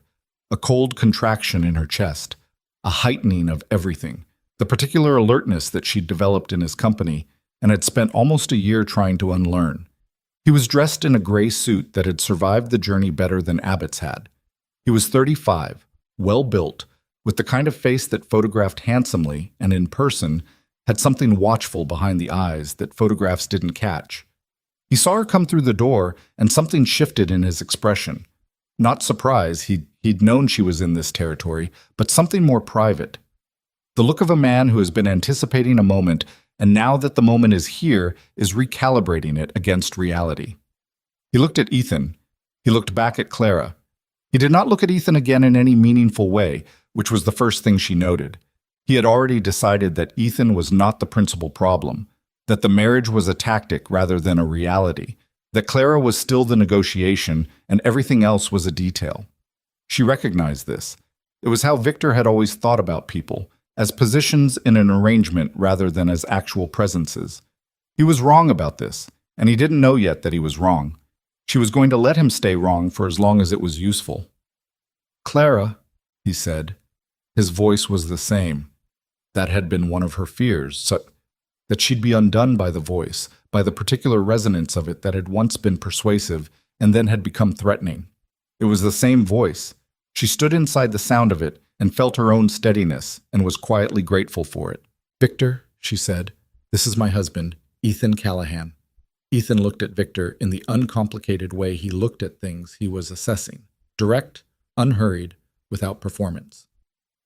"Callahan," Victor said, with a brief acknowledgement that stopped short of an actual greeting. "Mr. Blackthorne," Ethan said. Just the name, just the level return. Victor looked back at Clara. There were two men she didn't know seated near the window. Lawyers, she guessed, or hired men, difficult to tell with Victor's people. They stayed seated and watched. "I'd like to talk privately," Victor said. "Whatever you have to say to me can be said in front of my husband," Clara said. She said it in a level voice without emphasis and felt the truth of it as she said it, not as something she needed to demonstrate, but as something that was simply the case. Victor's mouth tightened fractionally. "Clara, this doesn't need to be difficult." "It wasn't difficult until you made it difficult," she said, "sending lawyers, sending clerks, filing papers with claims that have no legal foundation." "The land was left to me by my mother," she said. "It was never in discussion. My father may have made promises on my behalf, but I made no such promises, and I made that clear in his study on more than one occasion with you present." "There was an understanding," Victor said. His voice had dropped slightly. It was the voice he used when he wanted to appear reasonable while closing off options. She knew this voice very well. "Between your family and mine, that understanding represented significant investment on my part. Your investment in a development project that required my property line is not my responsibility," Clara said. "I was not an asset to be acquired. I said so at the time. You were in a difficult position. Your father's finances. My father's finances were not my finances and not my obligation." She was aware of the hotel clerk behind the desk, not pretending not to listen. She was aware of Gerald Tanner's wife at a table near the door who had apparently decided to have coffee at this particular time today. She was aware of all of it and let it all be exactly what it was. "I left because I chose to leave. I am here because I chose to be here. My daughter is with me because she is my daughter, and that is where she belongs." Victor looked at her for a moment. Then he looked, briefly, at Ethan, reassessing. She watched him decide something. "The marriage," he said. "How long ago?" "July," she said. "2 months?" His voice was neutral in the way that meant he was working something out. "Convenient timing." "Legal timing," Ethan said. His voice was calm and carried no heat. "Whatever you think about the reasons, the fact is the same." Victor looked at him. This time it was a real look, the full assessment he'd been withholding. Clara watched it and watched Ethan receive it without adjusting, and watched Victor recognize the specific kind of man he was dealing with, which was the kind that did not move because you looked at him. "I have a petition filed in Pennsylvania," Victor said, returning to Clara. "Your land inheritance is contested. The courts there will have to determine." "The land is registered in Texas," Clara said. "We've filed with the county. Whatever Pennsylvania decides about a claim that has no legal document behind it can be addressed by my attorney." She held his eyes. "You've come a long way to tell me something I already know, Victor. What I'm asking is whether there's anything else, or whether we're done." Something moved across his face that she recognized and had always hated seeing, the shift that happened when he decided that a direct approach wasn't working and recalibrated. It wasn't retreat. Victor Blackthorne did not retreat. It was the particular realignment of a man deciding which different lever to pull. "How is Lily?" he asked. The question was designed, and she knew it was designed, which made it no less effective. Her pulse kicked once. "Lily is well," she said. "Lily has no connection to you, and I'd like to keep it that way." "She's 8, he said, "growing up on a cattle ranch." He looked around the modest hotel lobby with an expression calibrated to suggest that its modesty was the point. "I could provide considerably more." "You have no rights regarding my daughter," Clara said. Her voice came out sharper than she'd intended, and she steadied it. "None. She is mine. I am her mother. You are no relation to her and never have been." "Courts have considered cases." "On what basis?" Ethan said. Both of them looked at him. He was standing with his hands at his sides, relaxed, which was the most dangerous-looking kind of still. "What's your claim on the child? Because a man wanting to take a woman's daughter from her mother is going to need to explain himself to a judge, and I'd like to hear the explanation." Victor looked at him steadily. "It's a matter for legal proceeding, Mr. Callahan." "Fine," Ethan said. "Bring the legal proceeding. We'll be here." It was a simple sentence. Clara had heard Ethan say simple sentences for 3 months, and she'd learned that the simplicity was not lack of complexity. It was reduction to the necessary, which was its own kind of force. She watched Victor hear it and make some recalculation about what he was standing in front of. "I'd like to speak to Clara alone," Victor said. "As a courtesy." "No," Clara said. "Clara, no," she said again, the same way the second time. "There's nothing you'd say to me privately that I wouldn't want my husband to hear. If you're operating on the assumption that there is, you've misunderstood the situation." She let that settle. "I want to be clear with you, Victor, and I want to say this in a public place with witnesses present because I want there to be no confusion about it afterward. I left Philadelphia because I chose to. I am not coming back. The land will be defended through proper legal channels. My daughter is not a card in your hand. If you file legal actions, I will respond to them through my attorney, and I expect they will fail because your claims are not claims. They're the appearance of claims. You know the difference." She stopped. "I hope you have a safe journey back to Philadelphia." She turned and walked toward the door. She heard Ethan's footsteps behind her a half-second later, the specific weight of them on the floorboards, steady and following at her back. They walked out into the September afternoon, and neither of them said anything until they reached the wagon. Then Clara stood at the side of the wagon and put her hands flat on the wooden side and let out a breath that felt like it had been held since June. "He's going to file something," she said. "Probably," Ethan agreed. "He's going to go back and he's going to pay Hatch to find whatever angle there is." She could feel her hand shaking slightly against the wood, and she was furious at them. "He won't let it go. It's not in him to let it go." Ethan came around the wagon. He didn't touch her. He stood near enough that his presence was something solid to stand next to. "You stood in there," he said. "I know. You didn't run and you didn't flinch." He said it the way he said most things, not as reassurance, which she might have needed to push away, but as a report, a factual accounting. "Whatever he files, we fight it. You've got Whitaker, you've got the filing, you've got a legal marriage and a permanent address and a community that's watched this happen and knows what it looks like." He paused. "He came here expecting to find a woman who'd been hiding. He found something different." She looked at her hands on the wagon side. They'd stopped shaking. "He knows that now," she said. "Yes," Ethan said. "He does." She lifted her head and looked at the street. At Mrs. Tanner's wife still visible through the hotel window, at Gerald coming out of the livery with a knowing look in their direction, at the ordinary afternoon life of Dust River going on around them in its particular unhurried way. A place that knew her, a place she'd become part of in 3 months in ways she hadn't anticipated and hadn't planned for. She climbed up onto the wagon bench. "Let's go get Lily," she said. They did not hear from Victor directly again after that day. What they heard from was Whitaker 2 weeks later, with the news that a petition had been filed in Pennsylvania contesting the inheritance of the land. Not Clara's right to it, which would be difficult to contest given the documented will, but the valuation and the transfer status, a technical challenge designed to delay and complicate rather than to win outright.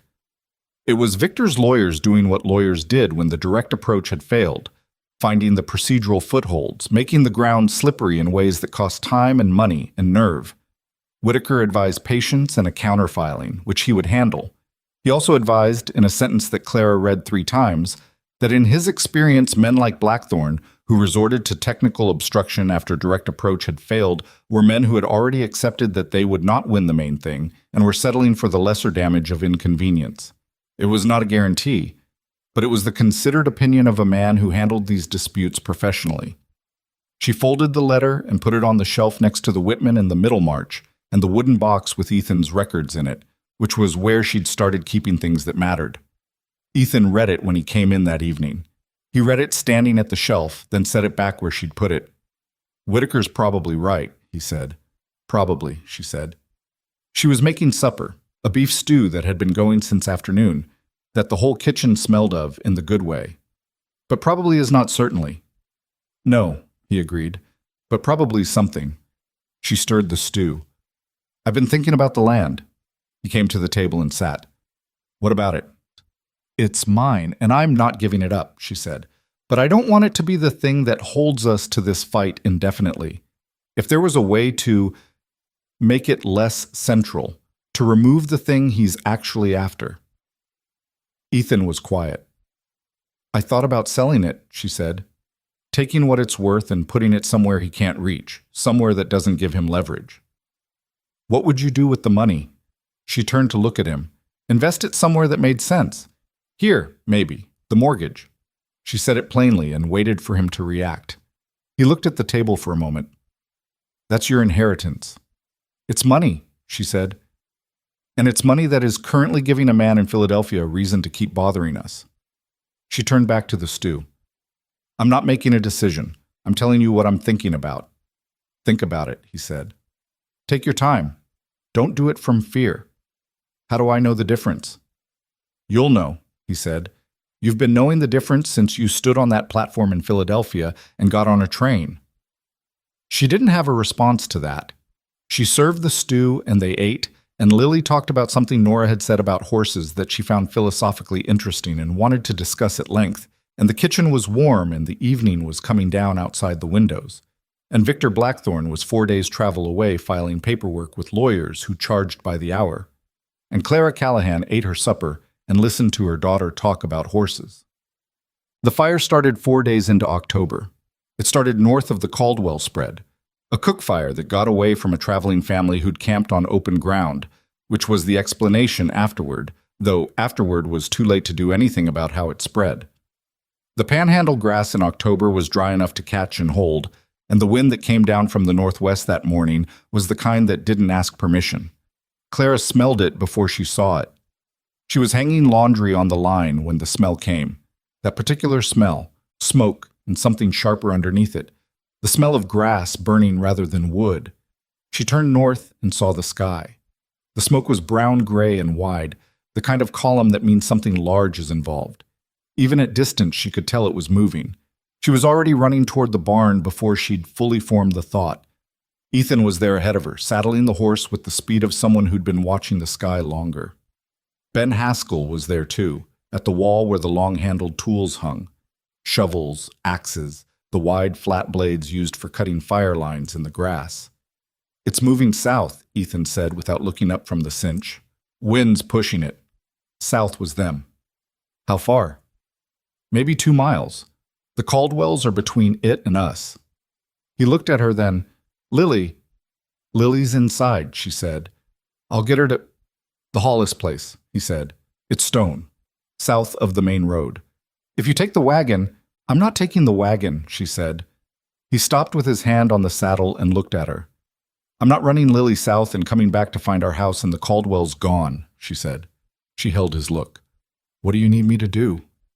He was quiet for 2 seconds. She could see him calculating. The fire, the wind, the distance, what needed to happen and how many people there were to do it. "Send Lily to the Hollis place on Fletcher," he said. "She's old enough to ride that road alone." "I know." "The fire line needs to be cut before it reaches the Caldwell fence. If we lose that, we lose the northern pasture and possibly the barn. Ben's going for the Caldwells now." He picked up the shovel nearest the wall. "Take a shovel and come north. Stay west of the smoke line. You'll see where the grass is already burned. To stay to the west of it." "All right." She went back to the house. She got Lily into her coat, explained it in the simplest terms. Fire to the north. Lily needs to ride to the Hollis place and stay there until Mama comes. She said it without alarm in her voice because alarm was not useful, and Lily, at 8, was capable of receiving difficult information without dramatizing it, which Clara had sometimes felt guilty about. That her daughter had become this competent with crisis at this age, that the competence came from somewhere. Lily's face was serious and a little pale. She put on her coat without arguing. "Fletcher's slow," she said. "Slow is fine. The road is clear south." Clara knelt to her level. "You know the way." "I know the way," Lily said. "Don't stop for anything." "I won't." Clara hugged her once, hard, and felt the small, solid fact of her. This child, this particular child, 8 years old and wearing a coat slightly too large for her that they'd bought in Amarillo in August. Then she let go and stood up. "Go," she said. Lily went.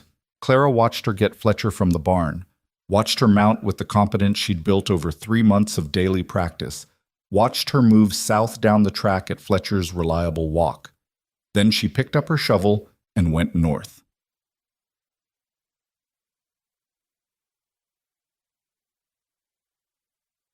The fire line cut was brutal work. The ground was hard and the grass came up in clumps that had to be chopped through rather than lifted, and the smoke was already thickening to the north in a way that made the air taste of ash. She worked alongside Margaret Caldwell, who had materialized with her own shovel, and 2 of the Caldwell hired men, and Ben, and after an hour Ethan appeared from the east side where he'd been working with Gerald Tanner, his face streaked with ash and soot, and he looked at Clara working the line and didn't say anything about it. The line took 4 hours to cut. Clara's hands blistered and the blisters broke, and she worked through the wet rawness of it because stopping was not an option, and pain was information, but it was not a reason. Her back hurt in a way that suggested she would be remembering this tomorrow. She drank water when someone brought it and kept cutting. The fire reached the cut line at mid-afternoon.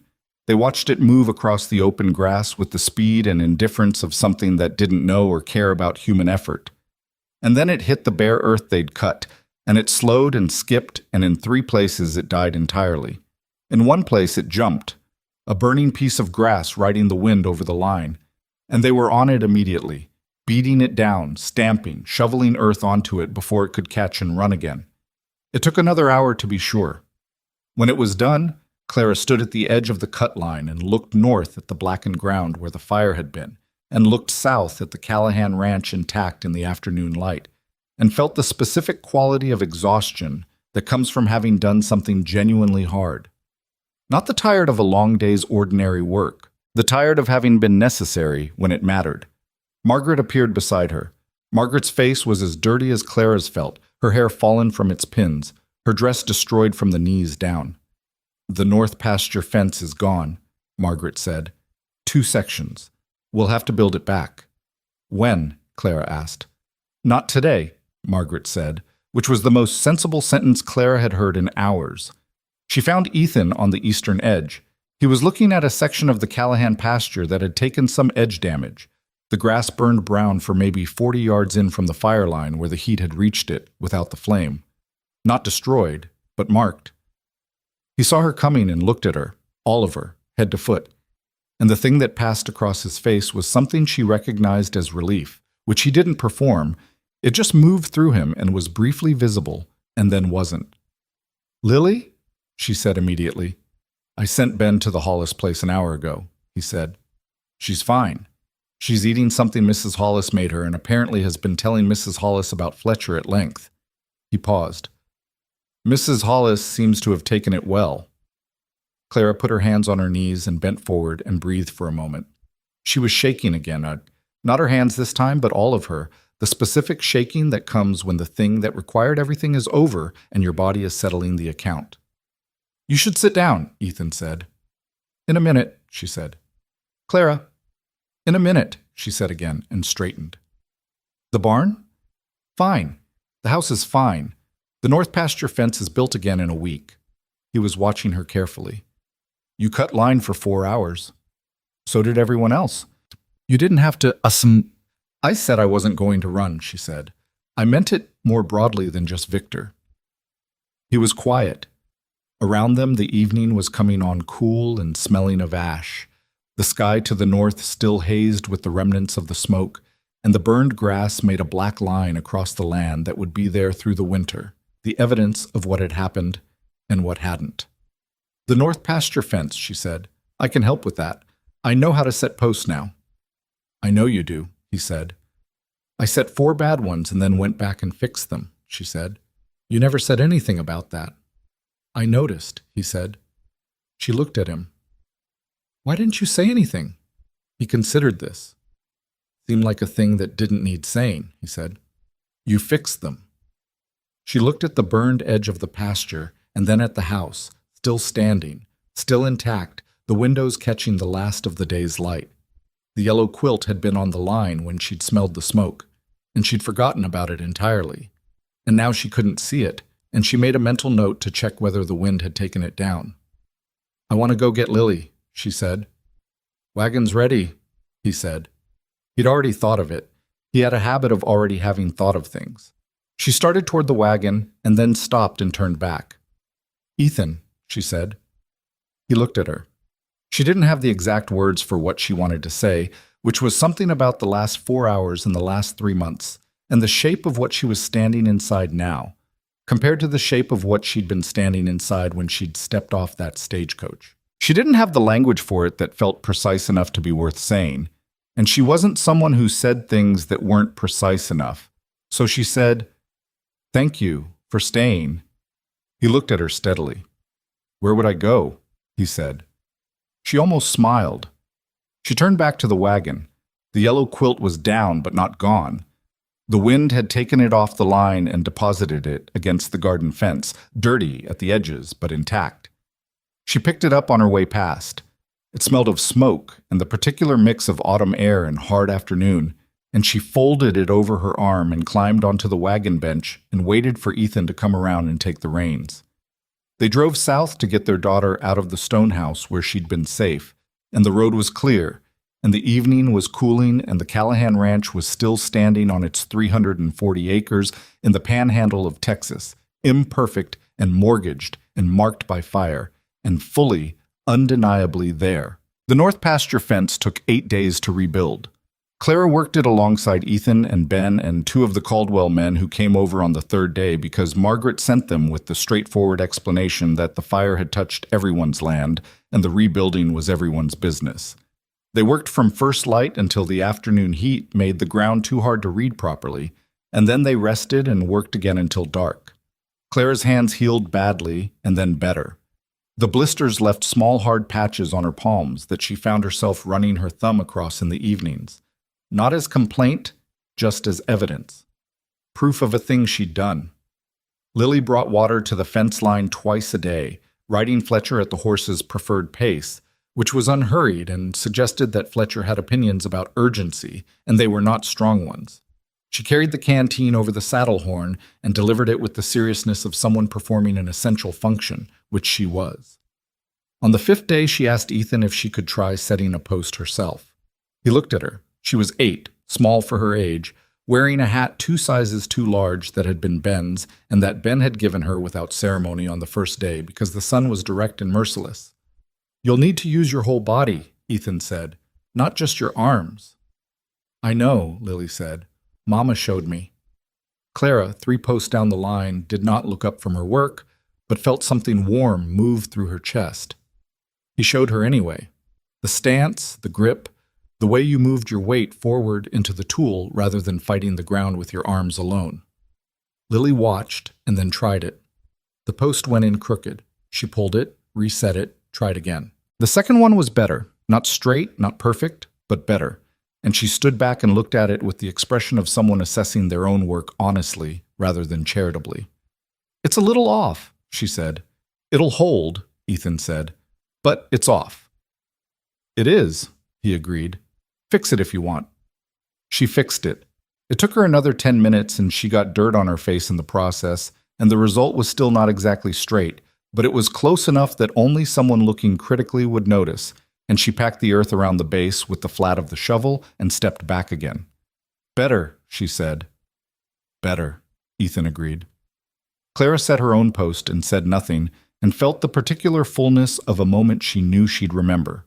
The wide, flat land, the smell of turned earth, her daughter's serious face under the oversized hat, Ethan's voice giving the same patient correction he'd given her months ago, the fence line extending ahead of them across the burned grass toward an ordinary, intact horizon. She had not expected her life to look like this. She hadn't known this was something a life could look like. Whitaker's next letter arrived in the third week of October, and it was the letter that mattered. Clara read it at the kitchen table on a gray Tuesday morning while Ethan was in the barn and Lily was doing her arithmetic beside her, and she read it twice and then set it down and sat very still for a moment. "Mama?" Lily said, without looking up from her slate. "It's good news," Clara said. "Give me a minute." The Pennsylvania court had declined to hear Victor's property contest on jurisdictional grounds. The land was registered in Texas, the owner was a resident of Texas, and the inheritance document was clear and unambiguous. Victor's lawyers had attempted to argue that the original will had been executed under conditions that warranted review, which was the most creative interpretation of nothing that Whitaker had apparently seen in some years. He said so in the letter with a dryness that made her almost like him despite having never met him. The court had disagreed with Victor's lawyers, briefly and without apparent sympathy. The custody matter had not been formally filed. Whitaker had made inquiries through appropriate channels and had been told that no petition had been submitted in any Pennsylvania court regarding a child named Lily, which meant Victor had looked at that avenue and decided it had no road in it, which was the correct conclusion, and the fact that he'd reached it was the closest thing to relief she'd felt in a year and a half. There would be no more filings on the property, Whitaker believed, though believed was doing some work in that sentence that she acknowledged. Victor could, theoretically, find other angles. But the main avenues were closed. The cost of continuing to pursue them was significant, and men like Victor Blackthorne, in Whitaker's experience, eventually turned their energies toward ventures that had better odds of return. Pride had a price, and the price had apparently been paid. She went to the barn. Ethan was working on a piece of harness that had been giving him trouble, sitting on the hay bale with the leather across his knee. He looked up when she came in. She held out the letter. He took it and read it. He read it to the end and then read it again in the way he did when he was making sure he understood correctly. Then he looked at her. "It's over," she said. Not a question exactly, more like something she needed to say out loud to make it real. "The main of it," he said. "Whitaker says, I know what Whitaker says." She leaned against the barn wall. The light in the barn was dusty and indirect and smelled of hay and horse and the particular warm animal smell that she had learned to find, against all her city expectations, deeply ordinary and good. "I want to hear what you think." Ethan set the harness aside. "I think a man who spent 6 months sending lawyers and clerks and coming in person and filing courts and got nothing back from any of it has run out of road," he said. "He's not done being angry, but done and angry are different things." "Yes," she said, "they are." She looked at the letter in his hand. She thought about the morning she'd written to Hatch from this kitchen, sitting at that table, making herself write plainly and without fear. She thought about Abbott sweating in his wool coat in the Texas heat. She thought about Victor's face in the hotel lobby in September, the recalibration she'd watched happen in his eyes when he'd understood that what he'd expected to find was not what was here. She thought about Philadelphia, which felt at this distance like something that had happened to a different version of her. Not a better version, just earlier. Before the biscuits that burned and the fence post that went in crooked and the fire line cut through 4 hours of smoke and the 8 days rebuilding fence in the October sun with blistered hands and a daughter bringing water on a slow gray horse. "I want to sell the land," she said. Ethan looked at her. "Not because of Victor," she said immediately. "Not because he's won anything. Because I've been thinking about it since August, and the thinking hasn't changed. The land in Pennsylvania is worth something, and it's sitting there being worth something at a distance while this ranch is mortgaged, and the cattle operation runs thin in dry years, and we have a fence to rebuild and probably more repairs behind that." She met his eyes. "I want to invest it here. In this. In what we're building." He was quiet for a long moment. "It's your inheritance," he said. It was the same thing he'd said in August, but with less resistance in it this time. "My mother left it to me," Clara said. "I've thought about what she meant by it. She wasn't leaving me Pennsylvania soil. She was leaving me options. She looked at the barn wall, at the harness hanging there, at the life organized on every surface of this place. I'm using the option. Ethan looked down at the harness in his hands. He looked at it for a moment in the way that meant he was not looking at it. I can't tell you it won't help, he said. The mortgage, I know about the mortgage. The herd needs, I know about the herd. She almost smiled. I've been looking at your ledger for 4 months, Ethan. I know what the numbers say. He looked at her. When did you start doing that? September, she said. You left it on the table. He was quiet again. Something moved through his expression that she'd become better at reading in 4 months of close proximity. Not embarrassment exactly, but the particular feeling of a private thing being seen and the adjustment to the fact of being seen. You could have asked, he said. I could have. I decided to understand it first and then ask. She stood away from the barn wall. I'm asking now. Tell me what the ranch needs and let's figure out together what the land is worth and what to do with it. He set the harness down on the hay bale. He looked at her for a long moment with that direct, assessing look that she'd gotten used to and had even, at some point she couldn't precisely identify, started finding something close to comforting. All right, he said. All right, she said. They wrote to a land agent in Philadelphia, whose name Clara got from Whitaker, and the process of selling took 4 months, slower than she'd hoped, faster than she'd feared, and deeply unromantic in its details, which was paperwork and correspondence, and one trip to Amarillo to sign things in front of a notary, while Lily stayed with Margaret and came home having taught Nora 3 new knots, which Nora was apparently very pleased about. The number the land sold for was not what it would have been worth to Victor's development, because without Victor's development, the value was ordinary rather than strategic, but it was real money, and it was hers, and she brought it home from Amarillo in a bank draft that she set on the kitchen table and looked at for a moment before sliding it across to Ethan. He looked at it. Half, she said. The mortgage and whatever the herd needs. The rest goes to a separate account in my name as a reserve. Clara? I'm not giving it away, she said. I'm investing it. There's a difference, and I need the reserve separate because that's how I need it. She looked at the draft. If something happened to you, if something happened to either of us, I need to know Lily has ground to stand on. He was quiet. She's going to grow up and want things, Clara said. She's going to want to go somewhere, learn something, build something of her own. I want her to be able to do that without needing someone's permission. Ethan picked up the bank draft. He turned it over once, looking at it, then he set it back down. The account, he said, put it in both your names, yours and hers. She looked at him. She's your daughter, he said. It should be in her name too, for when she's old enough. Clara sat with that.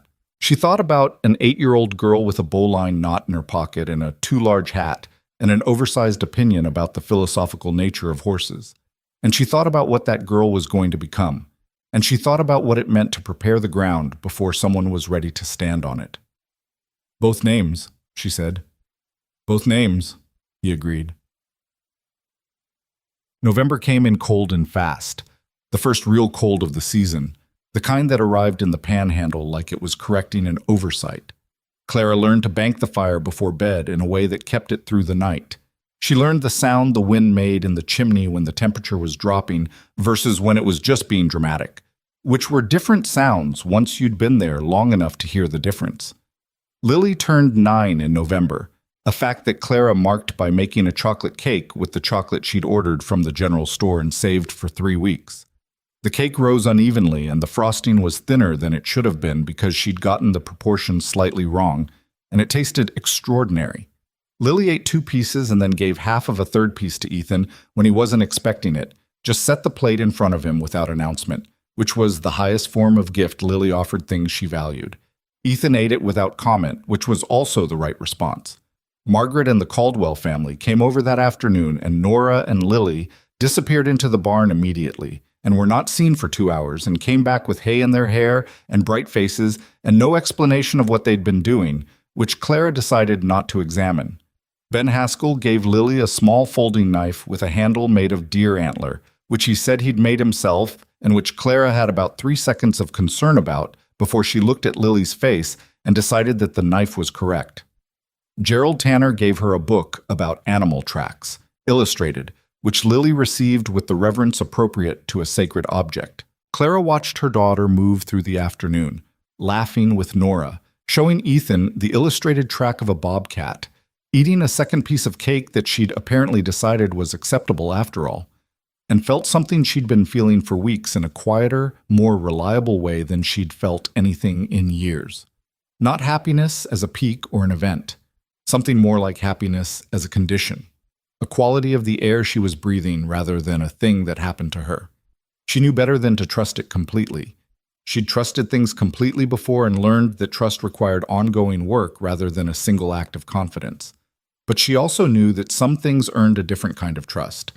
Not the blind trust of someone who hadn't been shown the cost of getting it wrong, but the considered trust of someone who'd watched carefully and found, over time, that the evidence kept pointing the same direction.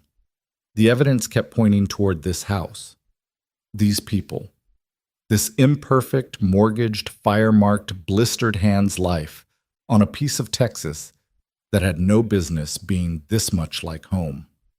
The letter from her father arrived in December.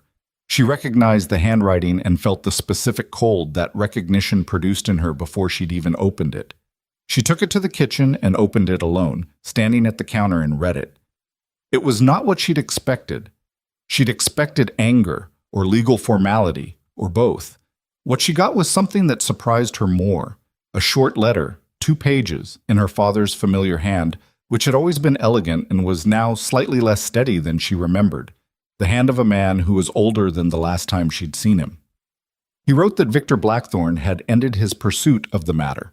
He wrote that he was aware of this because Victor had written to him directly, apparently as a kind of report, as if her father would share in the disappointment, and that in reading Victor's letter he had understood for the first time clearly what Victor had actually wanted from the arrangement and what her position in that arrangement had been. He did not apologize for his role in it. She did not expect him to. He was not a man who apologized directly for large things.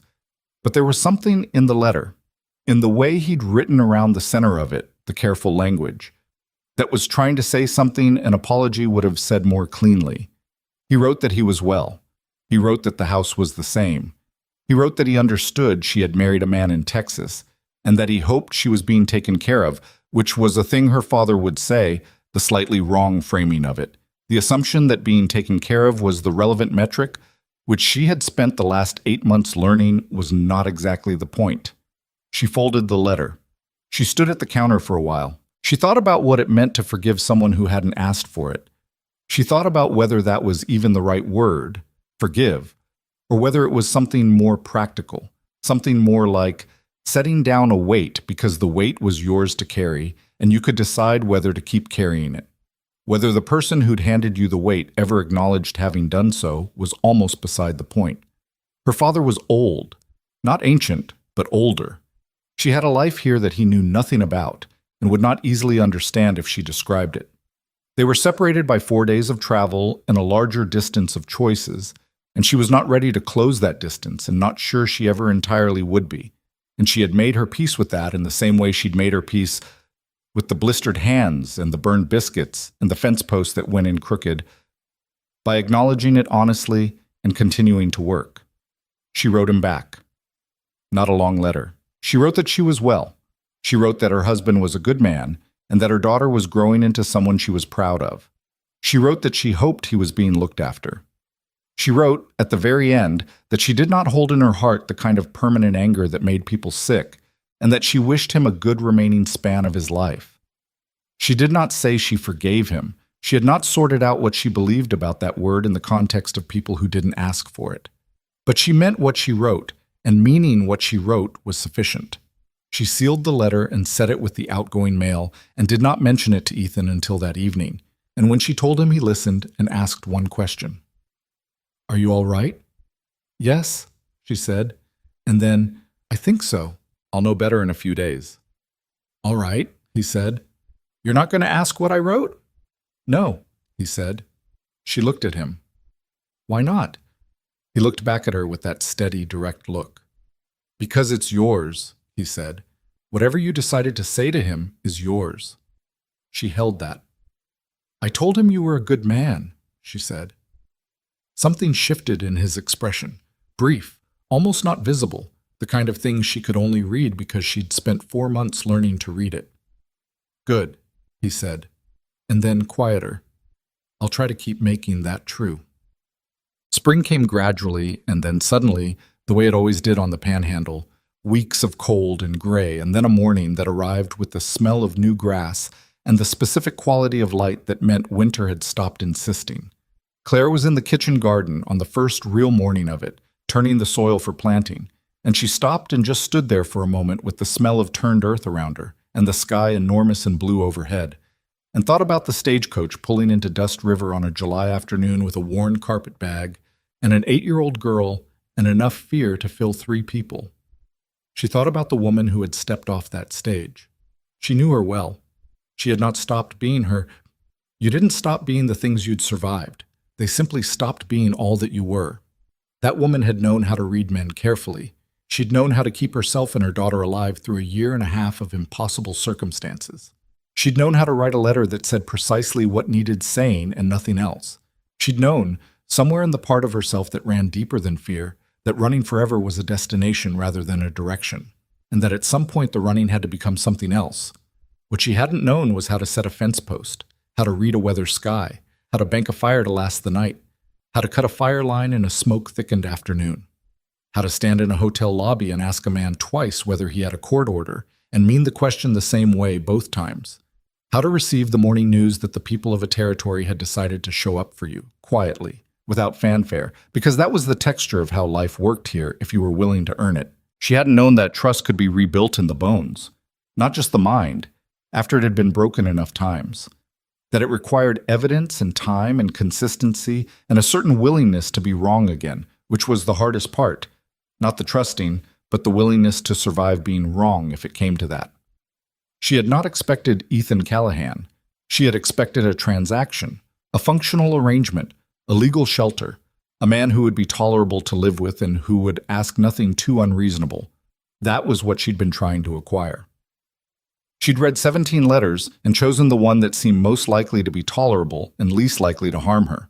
And she'd arrived with her expectations carefully managed and her heart at a safe distance behind her ribs where she'd learned to keep it. She hadn't expected a man who got down on his hands and knees in the dirt to show a child how a rabbit moved, who drank salted coffee without complaint, who said, "I have no interest in owning another person," in a letter, and then spent 8 months proving he meant it in every mundane and important way a person could prove something. Who asked, "What do you want to do?" and waited for the actual answer. Who said it's yours, about the things that were hers without needing to be reminded. She hadn't expected to love him. She'd thought that was too much to expect, and she'd been right about what she'd expected, and wrong about what she got.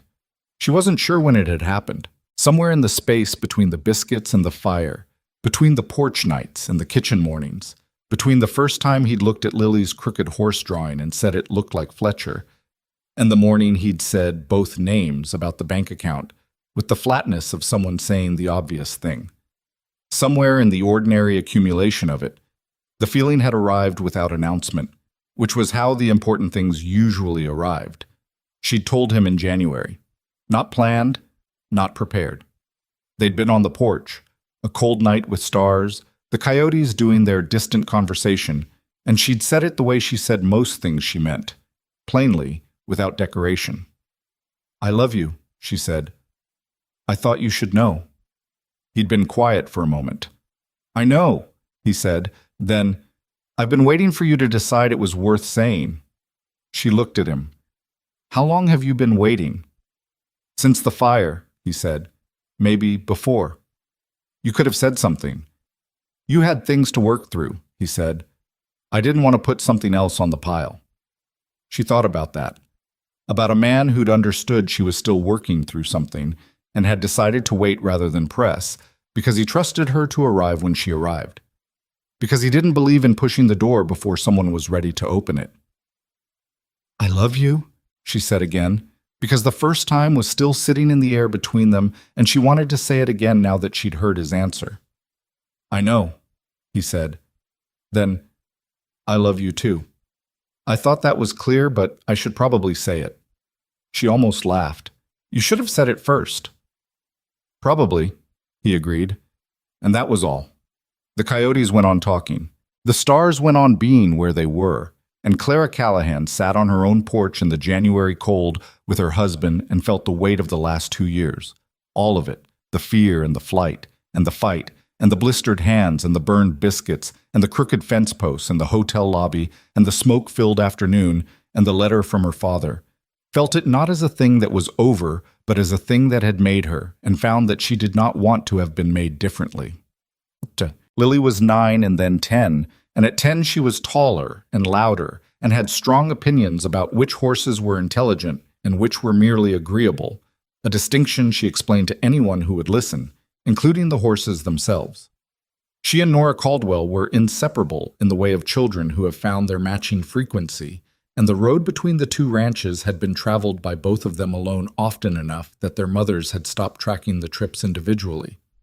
She called Ethan Pa for the first time on a Tuesday in October, a year after the fire. She said it the way she said most things, without ceremony, as if it were the obvious word for the thing, as if she'd been working up to it in her own internal accounting and had finally cleared the necessary balance. He was at the table doing the ledger, the same ledger Clara had found in the supply room 18 months before, now with 2 additional years of entries in the same plain hand, the numbers telling a different story than they had, a story with more margin in it, less knife edge. Lily put a piece of paper in front of him. Pa, can you look at this? It was a horse drawing, better than the early ones, still not accurate in the biological sense, but you could tell what it was, and you could see what she was reaching for, which was more than accuracy. It was something about the feeling of the horse, the aliveness of it. Ethan looked at it for a moment. That's Fletcher, he said. Obviously, Lily said. He looked at it another moment. He didn't look up at Clara, who was standing in the kitchen doorway, having just heard what she'd heard, and processing it in the way that required stillness. He set the ledger aside and gave the drawing his full attention. The legs are better, he said. I know, Lily said. I've been practicing the legs. The head could be. I know about the head, she said. I'm not there yet. All right, he said. It's good. She took it back and went to her room, and he returned to the ledger, and Clara went back to the kitchen and made coffee and stood at the stove for a moment with her hand on the pot and her eyes doing something she hadn't asked them to do, which she let happen because the kitchen was private enough. The cottonwood in Dust River where they'd been married put out its first leaves again in April of the second year, and on a Saturday in May they had a gathering under it that wasn't a ceremony in any legal sense, because the legal sense had been handled on a Thursday 18 months before with 11 minutes and a tired judge. This was something else, more like an accounting taken in public, a statement made among the people who'd watched it unfold and had been part of how it unfolded. Mrs. Tanner brought food, Margaret brought her whole family, and a bottle of something she said was for celebration, and that turned out to be useful. Ben Haskell came and stood on the edge of things the way he always stood, present and largely nonverbal, and clearly glad to be there. The Hollis family came, and 2 other ranching families whose children Lily had befriended through Nora, and Judge Alderman himself, who was passing through on his circuit and had accepted an invitation with the air of a man who'd learned to enjoy these outcomes. Lily stood beside her mother under the cottonwood and held a bunch of wildflowers she'd picked herself from the south field that morning, ranunculus and blue stem and something yellow. She didn't know the name of that she'd included anyway because the color was right. Clara looked at the faces around them. The woman who'd offered a dress and a straight sentence on the first day. The neighbor who'd organized a working bee and sent men to rebuild fences and asked blunt questions and answered them the same way. The old man who'd given a 9-year-old a knife because it was the right thing for her to have. The people who'd shown up because that was how things worked here. You showed up. She looked at Ethan standing beside her in the cottonwood shade with the same posture he had in the barn and the field and the kitchen and everywhere else. That particular stillness of a man who had settled into himself somewhere along the way and no longer needed to perform the version of himself for anyone. She thought about what she'd have said a year and a half ago if you'd told her she would stand under a cottonwood tree in the Texas Panhandle on a May afternoon feeling like this. She would not have believed you. Not because the feeling was impossible, but because she hadn't known it was a thing that was available to her. She'd known about survival. She'd known about running. She'd known about endurance as a mode of living, putting one foot in front of the other until the situation changed or you ran out of road. She hadn't known about this, about choosing something, about staying somewhere long enough to become part of it and have it become part of you, about the specific, unheroic daily work of building a life, which is mostly biscuits and fence posts and fire lines and ledgers and the sound of a child doing arithmetic at the kitchen table, and discovering that the unheroic work is where the thing is actually located, where the life actually lives. She had spent 2 years believing that courage was running, and running had been necessary. She did not regret a step of it, but she understood now that running had been the beginning, not the definition. The courage that mattered had been learning to stop, to stay, to let herself be known in a place, to put her daughter's name on a bank account and set her daughter's drawings on the kitchen wall and allow herself to love a man who'd said, "I have no interest in owning another person," and had spent 18 months proving it was not something he'd said to impress her, but something he'd actually believed. That was the courage. Not the stagecoach, not the hotel lobby, not the fire line cut through 4 hours of smoke. The courage was this: to take the terrible education that life had given her and use it to recognize something real when she finally stood in front of it, and choose it, clearly, with both hands. Lily leaned against her arm. Clara put her arm around her daughter's shoulders and felt the solid, living fact of her. This child who had been 8 with a carpet bag and was now 10 with calloused hands and a folding knife and a horse she communicated with as a near equal. Ethan looked at her. In the cottonwood light, with the sound of people she'd chosen around them and the sound of the panhandle wind moving through the grass, he looked at her the way he'd been looking at her since January, with the open, undefended quality of someone who had decided to stop editing what his face said, which was the thing she loved most about him now that she'd found the word. "All right?" he said, quiet. "Yes," she said. And she was. Not perfectly. Not without the things that remained complicated, the distance from her father, the occasional letter from Whitaker about some procedural remnant, the mortgage that still existed though with more room around it, the hard years that ranch country kept in reserve and would deliver again in their own time.